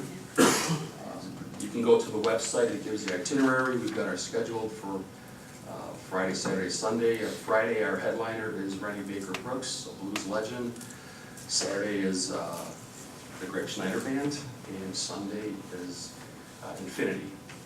And we also will be having acts at the Creamery stage as well on all 3 days. And the schedule will be listed, actually it's on the website as well. We've got a magician and a family comedy act for those dates. Okay. And again, if I may, just trustees, we do need help gathering the support for the sponsors. So we're about half of where we need to be on our sponsorships. So please help the staff here by making contacts to your friends with in the business community or whatever to help us gather a few more extra sponsors. Do you have a list of collected from whom? Yeah, Michelle has that, Ruben has that. I just had I'm noticing this overview, I think maybe we put this together. Yes. The parade's at 11:30 a.m. Parade is at 11:30, lineup starts at 11 o'clock over on Oak Street, where it's been before, and starts at 11:30. Forms are also available online for anyone that wants to register with the parade. That's later than usual, right? It's usually. It's later than usual, and the reason for that is to coincide with the schedule of the carnival. In the past, it's been early, and there was a gap between the opening of the carnival and the parade, so we have moved it back a little bit.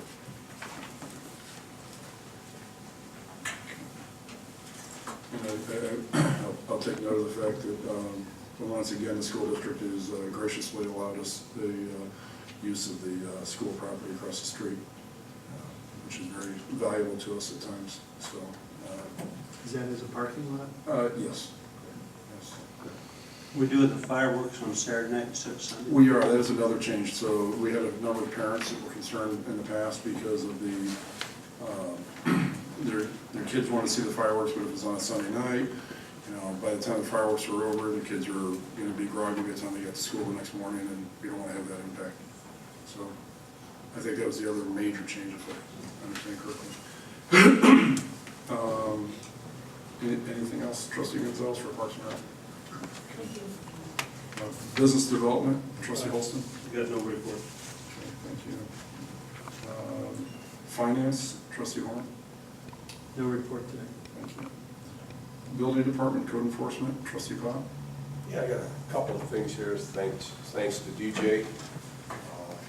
I've had numerous meetings with him, and I've had meetings with our code enforcer. And let me just say that my meetings with the code enforcer, I asked her to start emailing me the things she's doing. My machine won't turn. I can't believe all the businesses and all the repeat calls and things she has to do. I really mean it. And with that in mind, I got a stack of stuff that can, days, just a few days. Just different businesses and places she has to visit.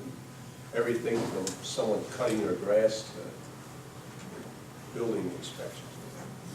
Anyway, they did hire Adam Worden as a part-time assistant to the code enforcement.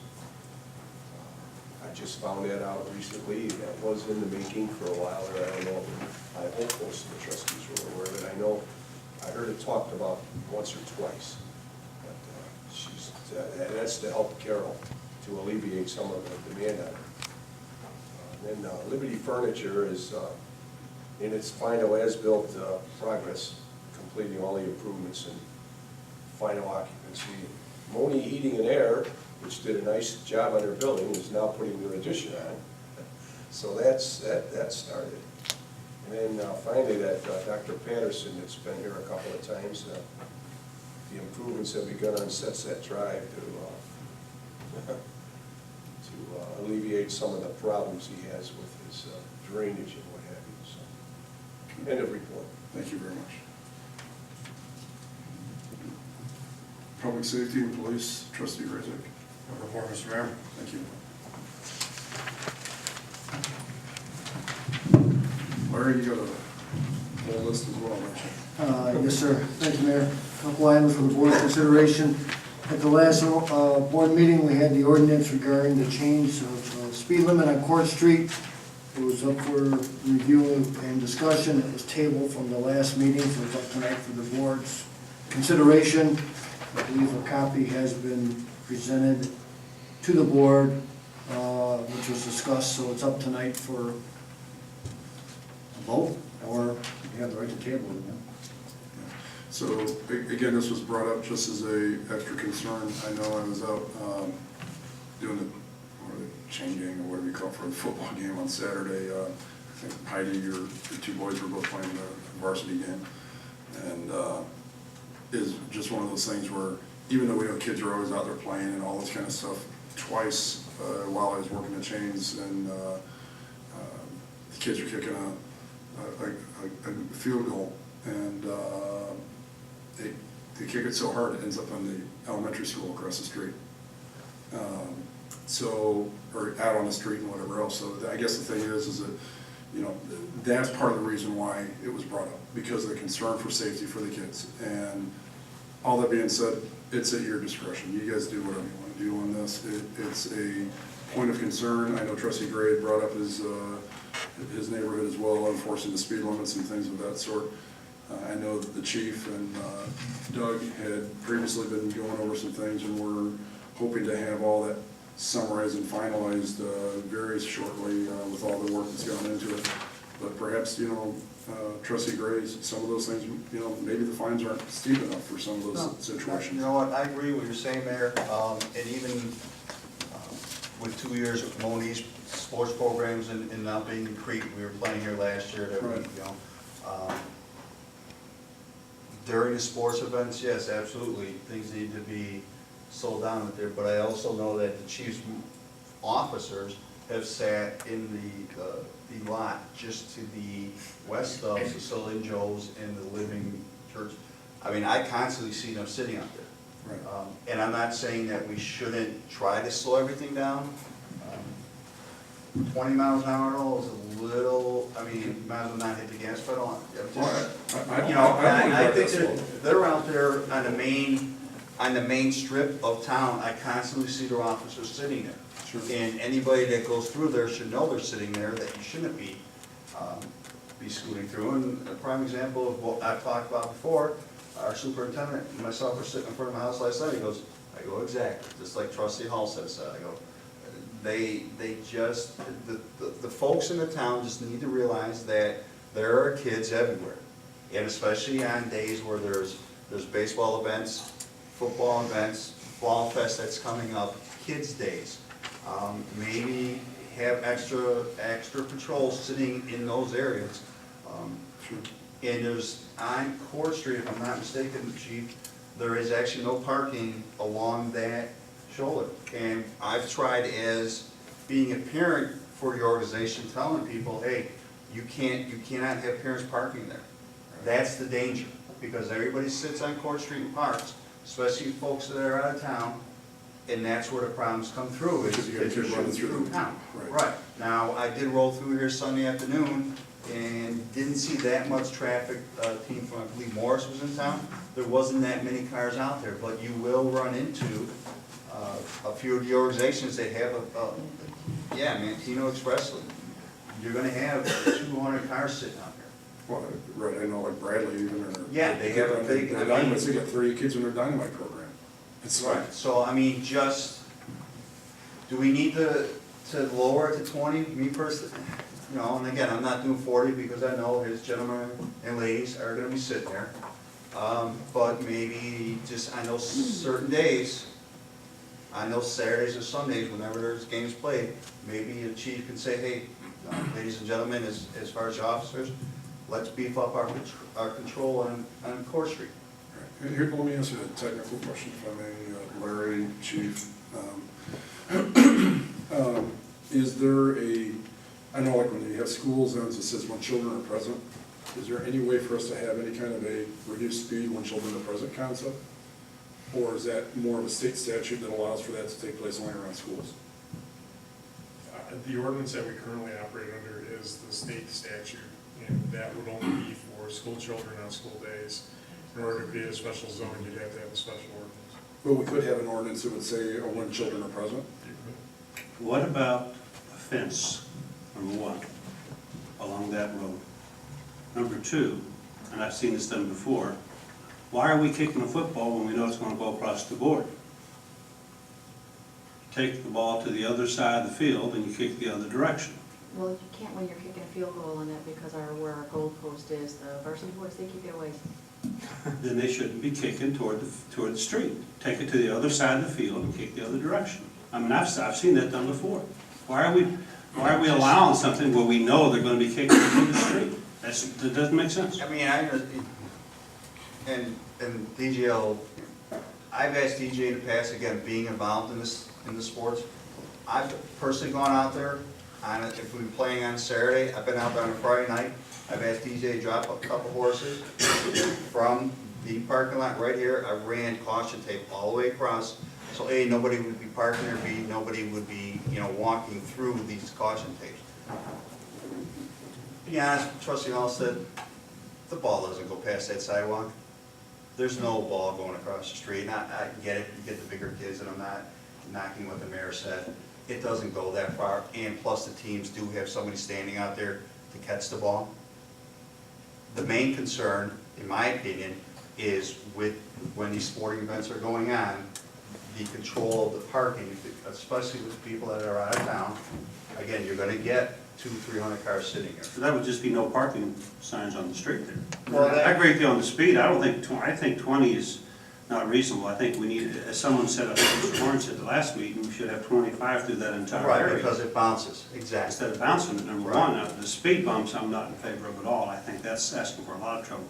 Number one. Number two, I would submit that there's more traffic of kids on Main Street right across by the ball field than there ever is over here. And I just don't think speed bumps are ever the answer. But I would like to see the speed limit consistent all the way through, and I think 25 is more reasonable. But there is no parking on that side of the street, correct, Chief? There's no parking on this side of the street where the Monee Education Center is. Right.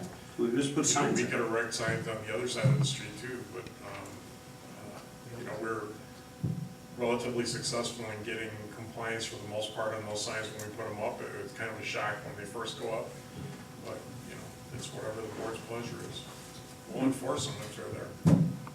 Well, may I say, I'm in total agreement with Trustee Holston on the speed and Doug being 25 instead of 20. And I am against the bumps also, but I think the signs we put up, put some new signs up, and I think they should say strictly enforced, so they know they're gonna get a ticket. If they're doing 27, they're getting a ticket. It's 25, And maybe we have to be a little more, maybe that's where we need to park, right at that intersection. Just to give some perspective, I've lived on Court Street for 20 years, and over the past 10 years, I would say, the speed control has greatly improved. First of all, we got rid of all the heavy trucks off that street, but I remember when middle 90s when I was living there, there was semis barreling down there at 50 miles an hour all the time, and it's much more under control than it was 15 years ago. And I do see the police officers being diligent on that. Sure, there's a few people who go over the speed limit, but it's much improved than it was years ago.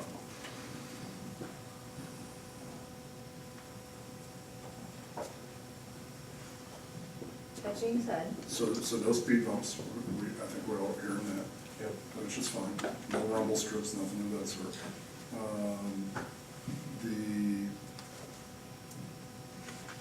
You guys want it to drop to 25 through the entire area, or do you want to leave it at 30 and just have temporary signage that goes up for, because I believe, in talking to DJ, and I think the chief indicated, you can do temporary signage when you need to.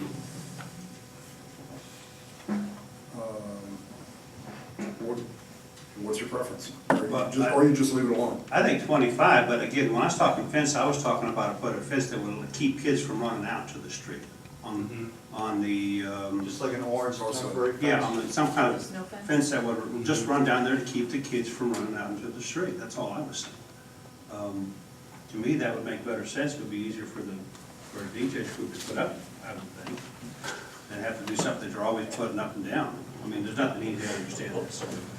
You know, if you put up a fence that basically keeps them from running out the street there, I don't see why people would cross that fence.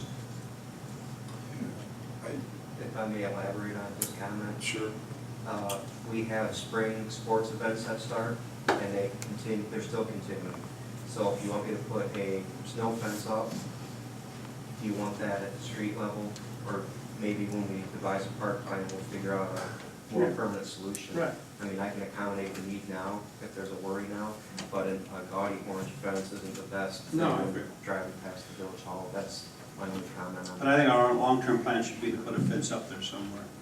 So I make a motion, we, I don't know what the term is, Just a but changes to 25 And from, eliminate And section eliminate the 3. paragraph where it says. from, have that 25 from Wilson. Will Center to Monee, Manhattan.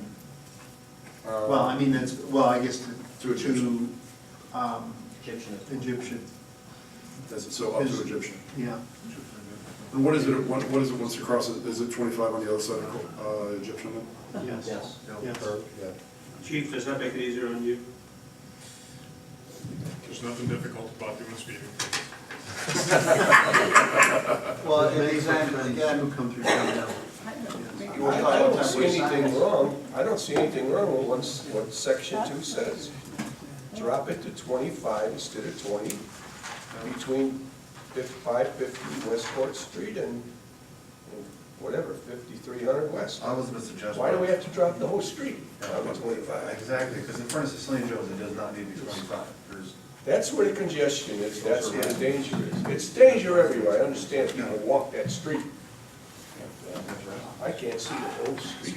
I was gonna suggest from 550 all the way to Route 50. I'm sorry, what? 50/50. From 50/50, on the original ordinance, it says, from over here, all the way to Route 50, keep it 225. Keep it 30 from 50/50 all the way down to Will Center. I don't know if you're gonna make a whole lot of difference on your performance getting 5 miles an hour and a half a block, personally, but I get what you're saying. I'd say either you limit it, my recommendation, either you limit it in just that one area, like Trustee Papa was referencing, or you reduce it all the way from point to point within town for Court Street.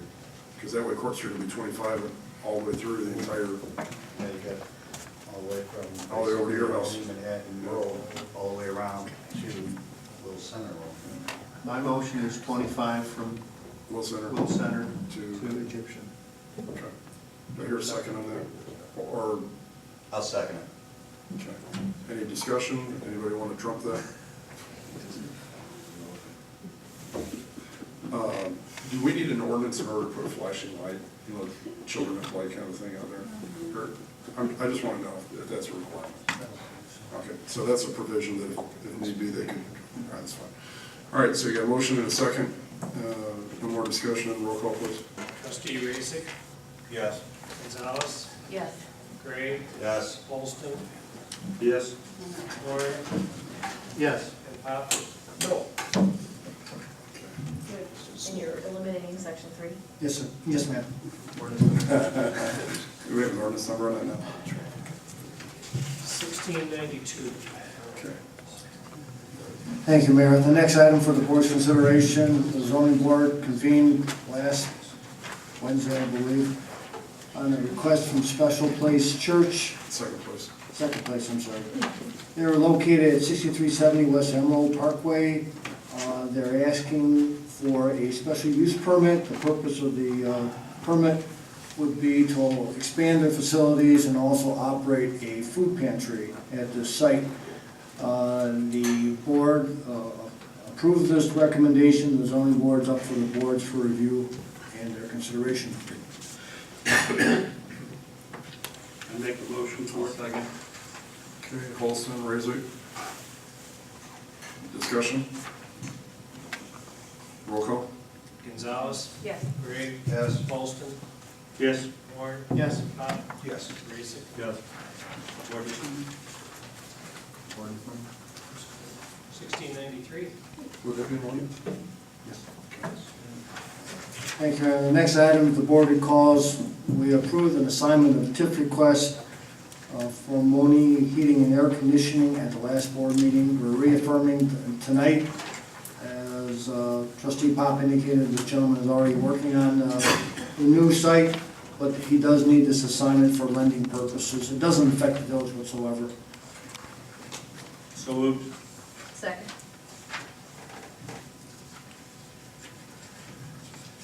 Roll call. For ordinance 1694, Gray, Yes. Olston, Point of correction, I don't think we need an ordinance number for this. We have no. Well, it's just a reaffirmation, it's just a motion. Yes. Warren, Yes. Pop, Yes. Raisik, Yes. Gonzalez. Yeah. Thank you, Your Honor. The next item is just an update regarding the negotiations with Bud Trucking. If the board recalls, the representatives came in, I know the president tonight also, but their counsel at the last meeting, they're looking to construct a project at the, as we know, at the Aunt Aggie's site. They did ask for a TIF agreement. We have been in negotiations with Mr. Spezia and Jake from Mr. Spezia's office with respect to their request. They are requesting, as I believe I mentioned at one of the meetings, they are requesting TIF assistance from the village. And just to highlight some of the requests that they're asking for, is that they're asking for a pretty strict time frame with respect to improvements. As DJ alluded to, a water line to be completed by April 1st, a sanitary line to be completed by January 1st, 2017, and to improve Industrial Drive for an 80,000-pound truck by January 1st, 2017. They are also seeking assistance from the village from a finance standpoint on the TIF funding in the amount of about $2.1 million. With roughly 60% of it being pledged from the tax increment that would be generated from the site. There is a penalty provision in this proposed redevelopment agreement that if we don't meet the time frame, the increment will go up to 70%, which is, you know, an incentive for us, but it is a penalty. They are seeking some other financial incentives from the village, but those are probably the most important aspects of the TIF agreement. We did come back to Mr. Spezia and Jake from the firm, indicating that we thought the pledge was a little steep with respect to the increment. We did ask to cap off the amount of the reimbursement cost to them. The biggest concern, I believe, would be the penalty provision and also the improvements. Because the improvements, DJ was alluding to, you know, we don't have a real good handle on what the cost would be. And if you don't make those improvements according to this agreement, there is a 10% penalty cost. We are in negotiations with Mr. Spezia and Jake. They've been very persistent, to say the least. But we did indicate that we have some, you know, we're still looking at the project, evaluating the project. We did ask for some pretty strict landscaping out there. And the right-of-way, that's got to be, we need a dedicated right-of-way to service their property and, you know, hopefully future growth. We're not, I don't believe we're in a position to take any final action on it, but I want to update the board with respect to where we stand. It's a nice project, but there is some work and there's a financial incentive on behalf of the village to Bud Rec, which are seeking. There is some discrepancy as to what they're asking for versus what we may be willing to offer. What I'm attempting to do is trying to see what we've done before in the past with LFI, Northern Builders, Commander Packaging, Rural Kitchens, to make sure we're consistent with respect to the increment, how much we delivered. And that TIF is going to expire, I think, 2023. DJ Rubin can correct me if I'm wrong. They are asking us to extend it also. And an extension on the TIF That's not a given. You have to go down to the state to get approval. If it is extended, it goes from 23 years to 35 years, but that's not automatic. You have to get tax and district approval and have some pretty strong state sponsorship on that issue. But those are the main provisions. We're not there yet, but I believe I just wanted to give the board an update as to where we stand. I know their timing is critical, meaning Budrick, and I know the gentlemen are here tonight, the general manager and the owner's son, I believe, but I wanted to give the board an update to just indicate where we stand. All right. Thank you.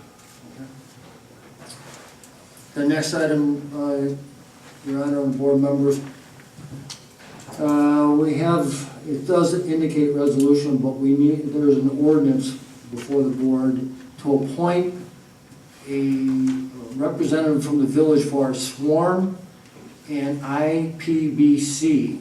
We were informed by our insurance representative from Meserville that these representatives should have been appointed probably back when we first joined, so you're talking. One of them hasn't been updated since Dick Willie was Okay. there. So you're probably talking 30 years ago.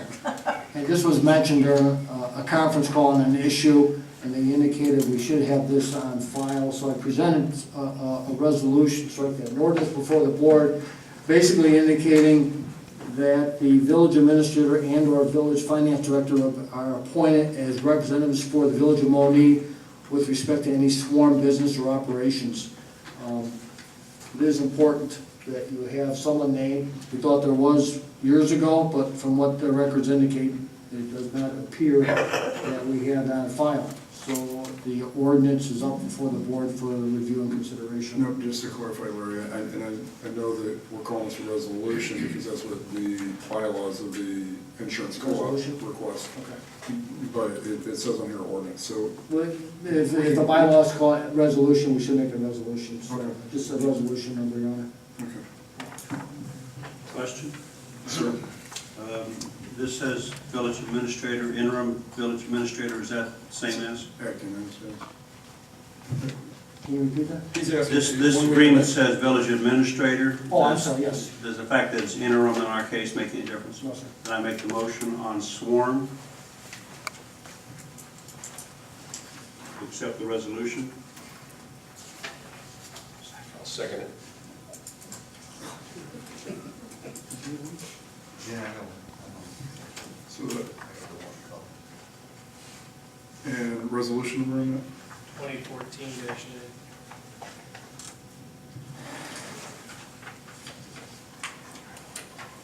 And Larry, I assume this would be the exact same wording for. Yes, sir. We can make it. IPBC, or we can actually have it inclusive of both? Yes, sir. Because I know in the title we had it listed that way, so You can make it, since it's the same position, same relevance for same both. relevance. Yeah, With the I help- just didn't know, it looked like it was two separate resolutions. It was titled this way, but you can amend this to, Trying to charge more fees, that's why. That's what I thought. so. No, you can make one resolution. I'll make my motion for both. Okay. You know, Okay. All right, so that's Holston and Pyle, and the resolution is 2014-9, and we'll take a roll call on that. Discussion. Yes, please.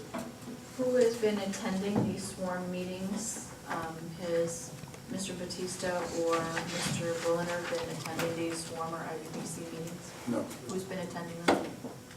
Barbara Ray. Thank you. And according to Mesereau, that is incorrect. So even when Wallace was attending. What was, Right, but I would recommend, Your Honor, we talk about that. right, it's fine. Okay. All right. Yes, please. Trustee Holston? Yes. Horn? Yes. Pop? yes. Grayson? Yes. Gonzalez? No. And Gray? No. Okay. Thank you, Mayor. The last item for the board's consideration is an ordinance amending Title III, Chapter 3, Section 6A of the Village Code. Basically, what this ordinance indicates is to change the liquor license hours for Class A licenses on Sundays from 11 a.m. till 1 o'clock AM the following day. All the other provisions would stay the same under this provision. We're just changing, I believe, an hour earlier for opening. What was it previously? 12? June? It was previously 12, correct? Yes, sir. Okay. What happens is, periodically throughout the year, NASCAR events or whatever else, all the establishments are requesting earlier hours on Sundays, and it's like, you go to any other community where they have. So, okay, my question on it is, who enforces Sunday mornings? As far as somebody walking into either establishment or, maybe I should ask the attorney first of all, Class A license, what is that entitled? The Class A license, I believe, it dealt with businesses. It's not for carry-out. It's for businesses who serve alcohol, like restaurants.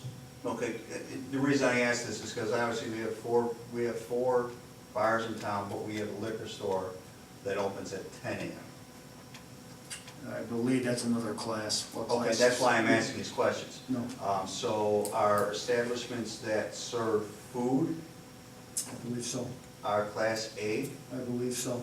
I think it was four, if I recall, 4 holders would have been, I believe, Brian's, Mulligan's, Village Inn. Well, that's why I'm asking these questions, because we have 2 that are Open consumption. open consumption as far as they serve breakfast, being Brian's and Maryland's. Mhm. And I'm not sure if Maryland's liquor side of it is the same as the restaurant side. Separate owners. That's why I'm asking, is if they're separate. And so my second question is, I guess this would go to the chief. Do we frequent these places just to see that they're gonna obey by this new ordinance? Our midnight shift typically does close the bar checks. I understand that, I'm talking about the daytime. Just to put it on. We haven't previously, for the most part, places don't open before they're licensed. I mean, we could do that if you wanted us to do. Well, I know that the nighttime, your gentlemen and ladies are always out, to be sure. The reasoning for us has been fairly simple, to have somebody open early, they're not gonna overserve or overconsume. It's at the end of the night when people are overserved or overconsumed, and that's when we're most concerned about the public safety aspect of it. Okay. We would have to create a reason to do that. Okay. And I understand the whole, they do come in with letters where, like we talked about Just football and simplifies it. NASCAR and yeah. Just simplifies it. Correct. I move for the ordinance. Second. Okay, Holston and Horn.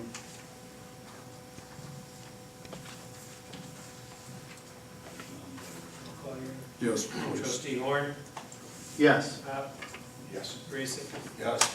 Gonzalez, Number 1694, right? Thank you, yes. Gray, Yes. and Holston. Yes. 60. That's all I have, Your Honor.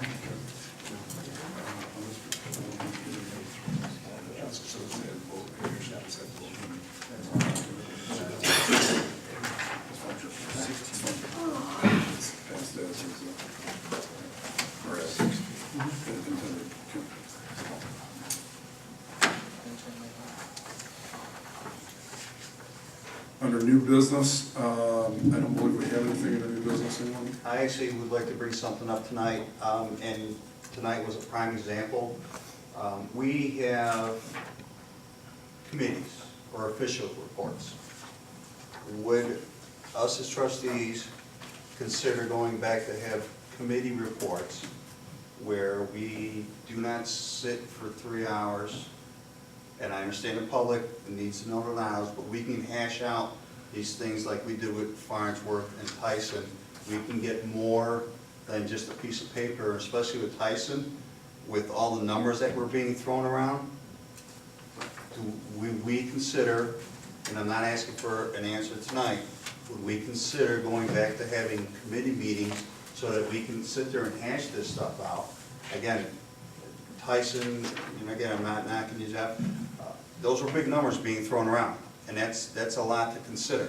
And again, the Farnsworth thing, that, okay, you know, we were told, you know, it was gonna be $76,000, now we got a hidden cost.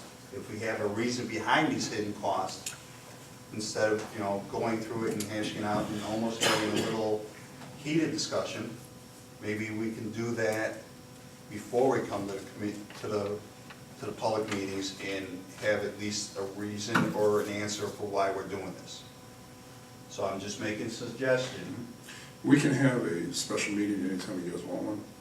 I'm just saying, so there's not a requirement to, you know. Well, committee meetings, like an open committee meeting before a meeting, right? Yeah, I mean, just like Parks and Rec, we used to have those, you know, roads and bridges, just so we can hash things out.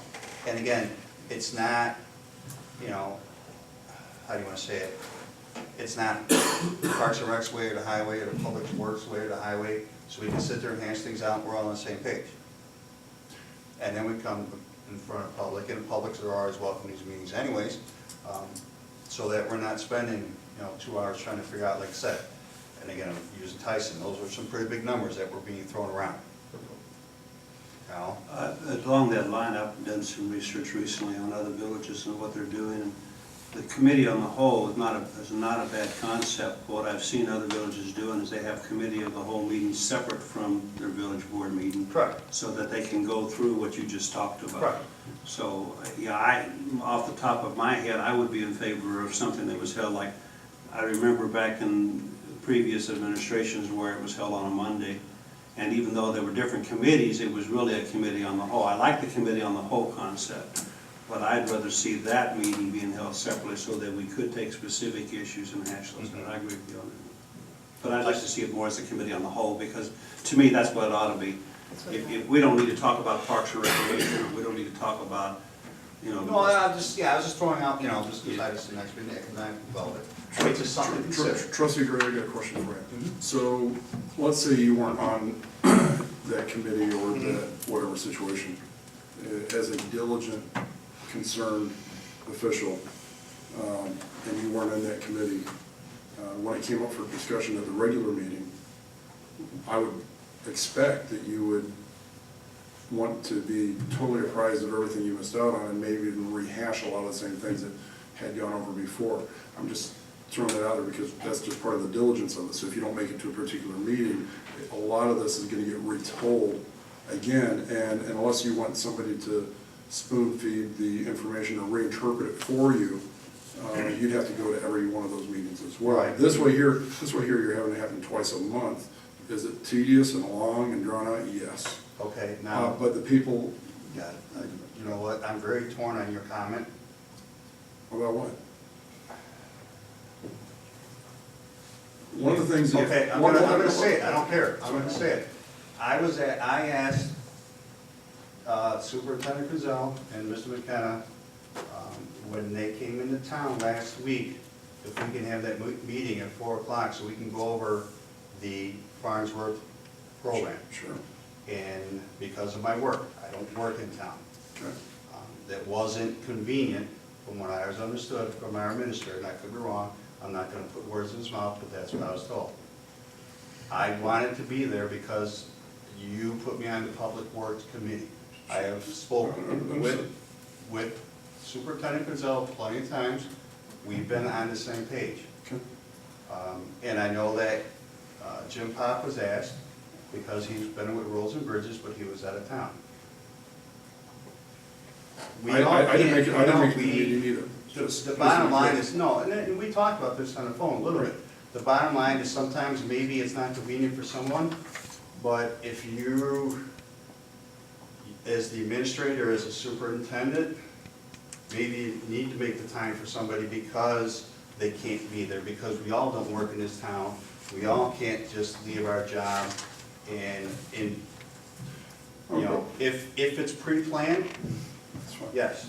I need to ask you a question. What is the role of the trustee?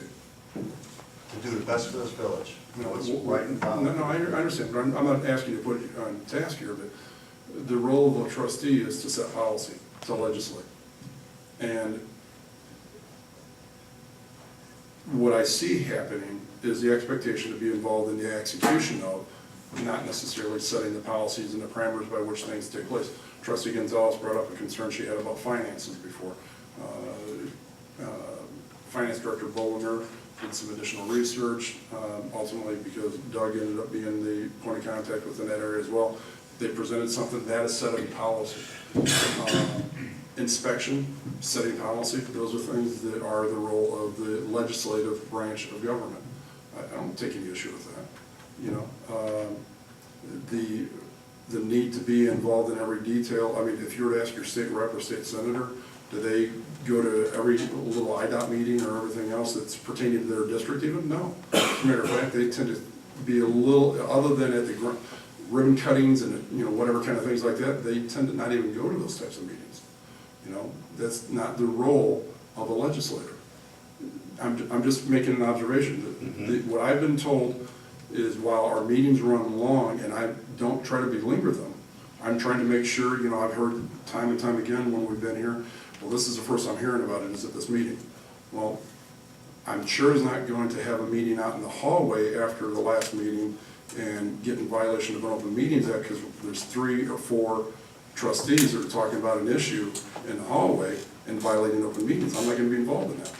So you create an environment where you want to make sure that as much as you can, the things that are being discussed are presented to the entire public. They like that, is what I'm being told. Does it work for us? I really don't like Wednesday nights, quite honestly. Okay? This is the least favorite part of my position, is being here and having to deal with these meetings, just so you know. Okay? There's too much tension. I feel like it's the trustees against the executive branch of the village. I don't understand why. We have implemented more forms of communication. We're still working on that. We're doing things that have never been done before as far as for creating a monthly summary report. That was never done here before. Never. Okay, we're doing things to communicate. And yet everything we do is being subjected to this unnecessary scrutiny of like, you guys are doing something wrong. It's illegal, immoral, or something else. And the reality is everything's being transparent and disclosed. We don't have time. We're short-staffed. We don't have time to be calling everybody up and saying, hey, by the way, did you hear the latest? You know, we don't have time to do that. You don't have time to be here for that. So when the things are being presented at the board, it may be a revelation to 4 or 5 of you, but I would hope that if the trustees that are involved in these departmental relationships, I understand, you know, part of the reason why a year and a half ago, that I looked with Larry, and there was only 2 committees, if you will, that are even designated by ordinance, and they weren't even being implemented correctly. One of them was public property, the other one was water. And they weren't really what we thought they were as far as where they were being deployed at the time. I think it's important for us to recognize and respect, I mean, we have department heads that either we trust them to do their jobs and fulfill it within the expectations and the policies and the legislation and the finances and the resources that have been allocated to them, or we don't. And for the trustees to be involved in individual departments, I think that's great. You know, I made one adjustment a year and a half ago. It was with good intentions on my part, but it fell short because the trustees didn't feel involved enough. I get it. I retracted that. You know, that was something I apologize for, personally. You know, it wasn't my intention to exclude the trustees. It was my intention to try to facilitate better communication from the departments. That's the reason why I had asked for the department heads to actually give presentations at the board level, which had never been done before on a regular basis. So once a month, I was hoping for the department heads to give a presentation to bring everybody, not just the trustees, but the entire public on what's going on. I don't expect somebody who's working a full-time job to come in here and after having a half-hour, 2-hour, whatever meeting with a department head to have a full grasp on all the details of it and get it right. I mean, you know, you're going to hear information and you may get it out of context of the exact situation, and then by the time you say it, then you might sound, frankly, if you get it wrong, you may even sound a little foolish. I don't want you guys looking foolish. You guys are setting policy. You guys are the checks and balances for our success. that is the efficiency of what you guys are involved in. We need to work together. And it's very disheartening for me. It's alarming to our department heads. I don't want to lose our department heads. The people we have are doing a phenomenal job. And every time there's a trustee that wants to try to pry misinformation out of somebody to make it seem like, okay, what's going on wrong or whatever else. Hold on, just let me finish. Well, you're trying to put words in trustees' mouths here, and that's not appreciated. I'm not saying any trustee specifically. I didn't see you say you had to. Okay, You're- but I'm saying, if anytime that happens, and it has happened, All he asked was about a committee on the whole meeting. I understand, I'm trying to address another issue that's kind of an undertone for me right now. So, he had the opportunity to speak, it's my turn to speak as well. I think that from what I understand from the public that has given me feedback, hopefully you're getting similar feedback, they appreciate the transparency, the full disclosure that takes place at these meetings. You don't have people saying, oh, there's backroom deals and stuff like that, like, there's no room for that. We don't have the opportunity, we don't have the time for that. So what we're doing is a step in the right direction. Have we achieved our goal? No. Is a committee of the whole a regular situation? Is that a reasonable consideration? Absolutely, it's a consideration. But I do want to go back to that, and Trustee Gray, the reason I asked it is not to put you on the spot, but to simply ask, what is the role of the trustee? And the role of the trustee, according to the IML handbook and everything else, it's to legislate. And it's not even to be confused with other units of government where you have, for instance, like a school board. It's a board of 7 members, and you designate a president and a secretary and things like that, and they chair the meetings, but they're just one of 7. There's a difference in the executive and the legislative branch of government. And so we're doing the best we can here. We don't need to be second-guessed every time something happens around here. The fact that a department head hires a part-time kid that's fresh out of college to help out as an intern or whatever else, I don't know the names of maybe one of the part-timers that's in Public Works. I don't need to know their names. I assume that they're doing a good job. I trust DJ to pick the right people. He doesn't have to pass my scrutiny. I trust him. I'm putting the pressure on him to make sure he delivers according to the expectations that you guys have set forth as far as setting the policy, setting the budget, and everything else. I don't need to know every one of their names. Would I like to know their names? Yeah, that's good to know. But I wasn't involved in the hiring process on those guys. So there's a certain aspect of this I just hope you all take into account. This is not trying to isolate or separate or anything other than that, just recognizing there is a distinct difference in the different branches of government, that's all. So if you want to have committee meetings or special meetings or whatever you want to do, that's fine. We'll schedule something. But that doesn't require an ordinance, it doesn't require a resolution, it doesn't require anything other than say, hey, I'd like to have a special meeting to talk about, Joe, give me an example here. You're going to have, I think on your timeline, in October, you're going to have a public hearing that's going to address on a single topic pertaining to Egyptian tread. Those are going to be situations that are going to take place. Those used to be done at a committee meeting, but frankly, it's the same concept. It's just being done through different levels. Okay, it's still going to take place. Everybody's going to be here for one topic. That will be, the public hearing pertaining to possible IDS considerations. So I'm not trying to put anybody down, I'm just trying to recognize that we need to work with each other within the confines of what our roles are. And I need to do a better job of recognizing the relevance and the importance and the participation of the legislative branch. I do. I know that. But I also need your help. I don't want to look like some of our neighboring towns or some of the other units of government in our surrounding areas that are a mockery to our region. I don't want to look like that in our public meetings, and even though I have a particular position on an issue or something like that, I try to do as best as I can to put that aside and let you guys decide the decisions, make the decisions that are relevant for the betterment of our community. You guys set policy.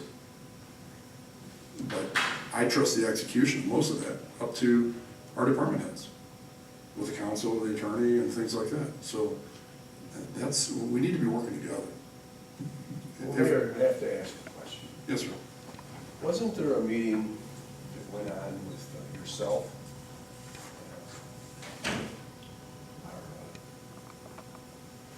our interim administrator and DJ about the airport? There was. Why weren't we told about it? Well, Why weren't we there? well, So we could tell. would you like to see the invitation? No, no reason, I'm not trying to be pointed, but the reality is the invitation went out to the local mayors. Now, Dave Holston was there because he's a member of the Will County EDC, and he received an invite directly So the because of answer it. is, though, very simply, that we weren't invited. Right, That's all you have to say. right. I wasn't given an invitation to pass on to anybody else Okay, that's in the that answer. regard. So it was passed out to the mayors and managers of the area. Now I know the answer. Yeah, and it wasn't to be slighted, and when I heard, I had another trustee brought it to my attention as well, and frankly, I wasn't trying to be insensitive, Well, but you gave the answer, that's great. That's fine, I'm comfortable with okay. There weren't, that. Apparently, they didn't want a big crowd or something. I don't know. well, even a member of our local media here was not encouraged to be there. So she got in incidentally. It was just kind of a last minute thing where they let her in, but that wasn't even, she deliberately was not invited, because they did not want any negative potential because of the local concern and stuff like that. But Trustee Holson, I know you were there, but there was, did you see any other trustee from any other community that was there? There were some trustees there, yes. Okay, I didn't recognize any, so.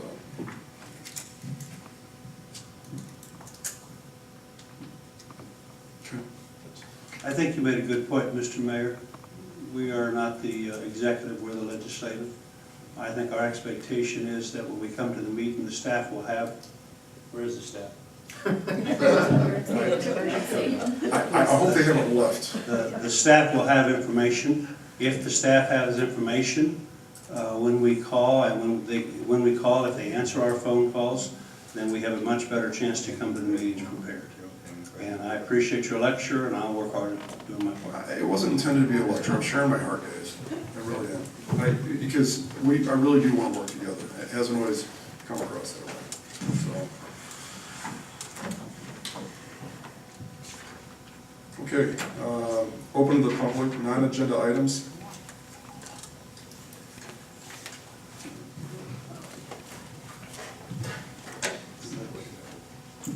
Bill Bailey, 6431 West Spruce Court. I'm here to ask the board to consider revoking ordinance 1691 regarding the parking ban in R3 estate lots. This is an ordinance that I feel was passed hastily and without consideration or comment from the people affected by it. From the history I could figure, it all started after two parties on July 5th in Gorman Farms. There was a small discussion by the mayor at July 9th board meeting. At the July 23rd meeting, this ordinance was in the board's packet, and not one word was discussed about it. You did spend 5 minutes plus discussing grass cuttings, but this discussion came down to the people's right to know what is going to happen. You also passed a budget resolution, and comments were made by the village attorney at 3 meetings and plenty of time for comment and afforded all. At the August 13th meeting, the village attorney discussed the need for this ordinance for health and safety reasons. The vote was then called and was unanimously approved. The first time I had heard about this ordinance was August 21st in the Cretan Monee paper. The biggest problem I see is these two items are drastically different. The ordinance says that it shall be prohibited for an individual to park a vehicle on a village-owned street at any time in areas designated as a state residential. Also talks about posting signs, and the fine will be $75 to $200.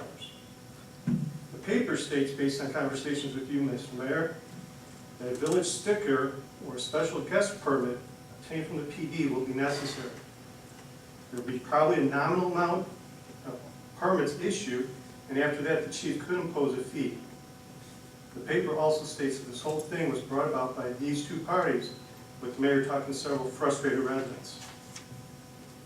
In 22 years that I've lived in Monee, I have had numerous parties and gatherings with friends, relatives, and neighbors. And never once did us parking our cars on the street and cul-de-sac cause a problem. Some of these parties included numerous Memorial Day parties with 100+ people in attendance. I had a 50th wedding anniversary for anniversary dinner for my parents with over 100 of their friends. That's a pretty wild bunch there. Okay? And maybe to prove my part about public safety, Officer Drum had no problem bringing my son home after a adult kid stunt in the squad car during a graduation party after Monee's tornado with over 150 people in attendance. If you do not revoke this ordinance, please tell me and the 100+ homes that are affected by this how we should handle the following events. My sons are home and they have friends over to play volleyball in the backyard. It's 10 cars instantly. My neighbors and kids have a pickup basketball game. Instant 6 cars. There's no parking in this drive, that's the basketball court. My parents stopped by with their motorhome and car for the night before they head south with their friends. I really believe that us parking on the street in front of our homes is a health and safety issue. I think you'd better start looking at other streets in town that have street widths smaller than Spruce Court, which is 21 feet wide. Name just 2, Main Street and Linden, 20 feet and 19 feet wide respectively. Sorry, Trustee Holston. Okay. This ordinance does not prevent a large party. All you have to do is call off-site parking and get a bus. In conclusion, hopefully we rescind this ordinance, find a better way to control crowds, or have an open discussion with all about it. Thank you. Okay, thank you. Anybody else?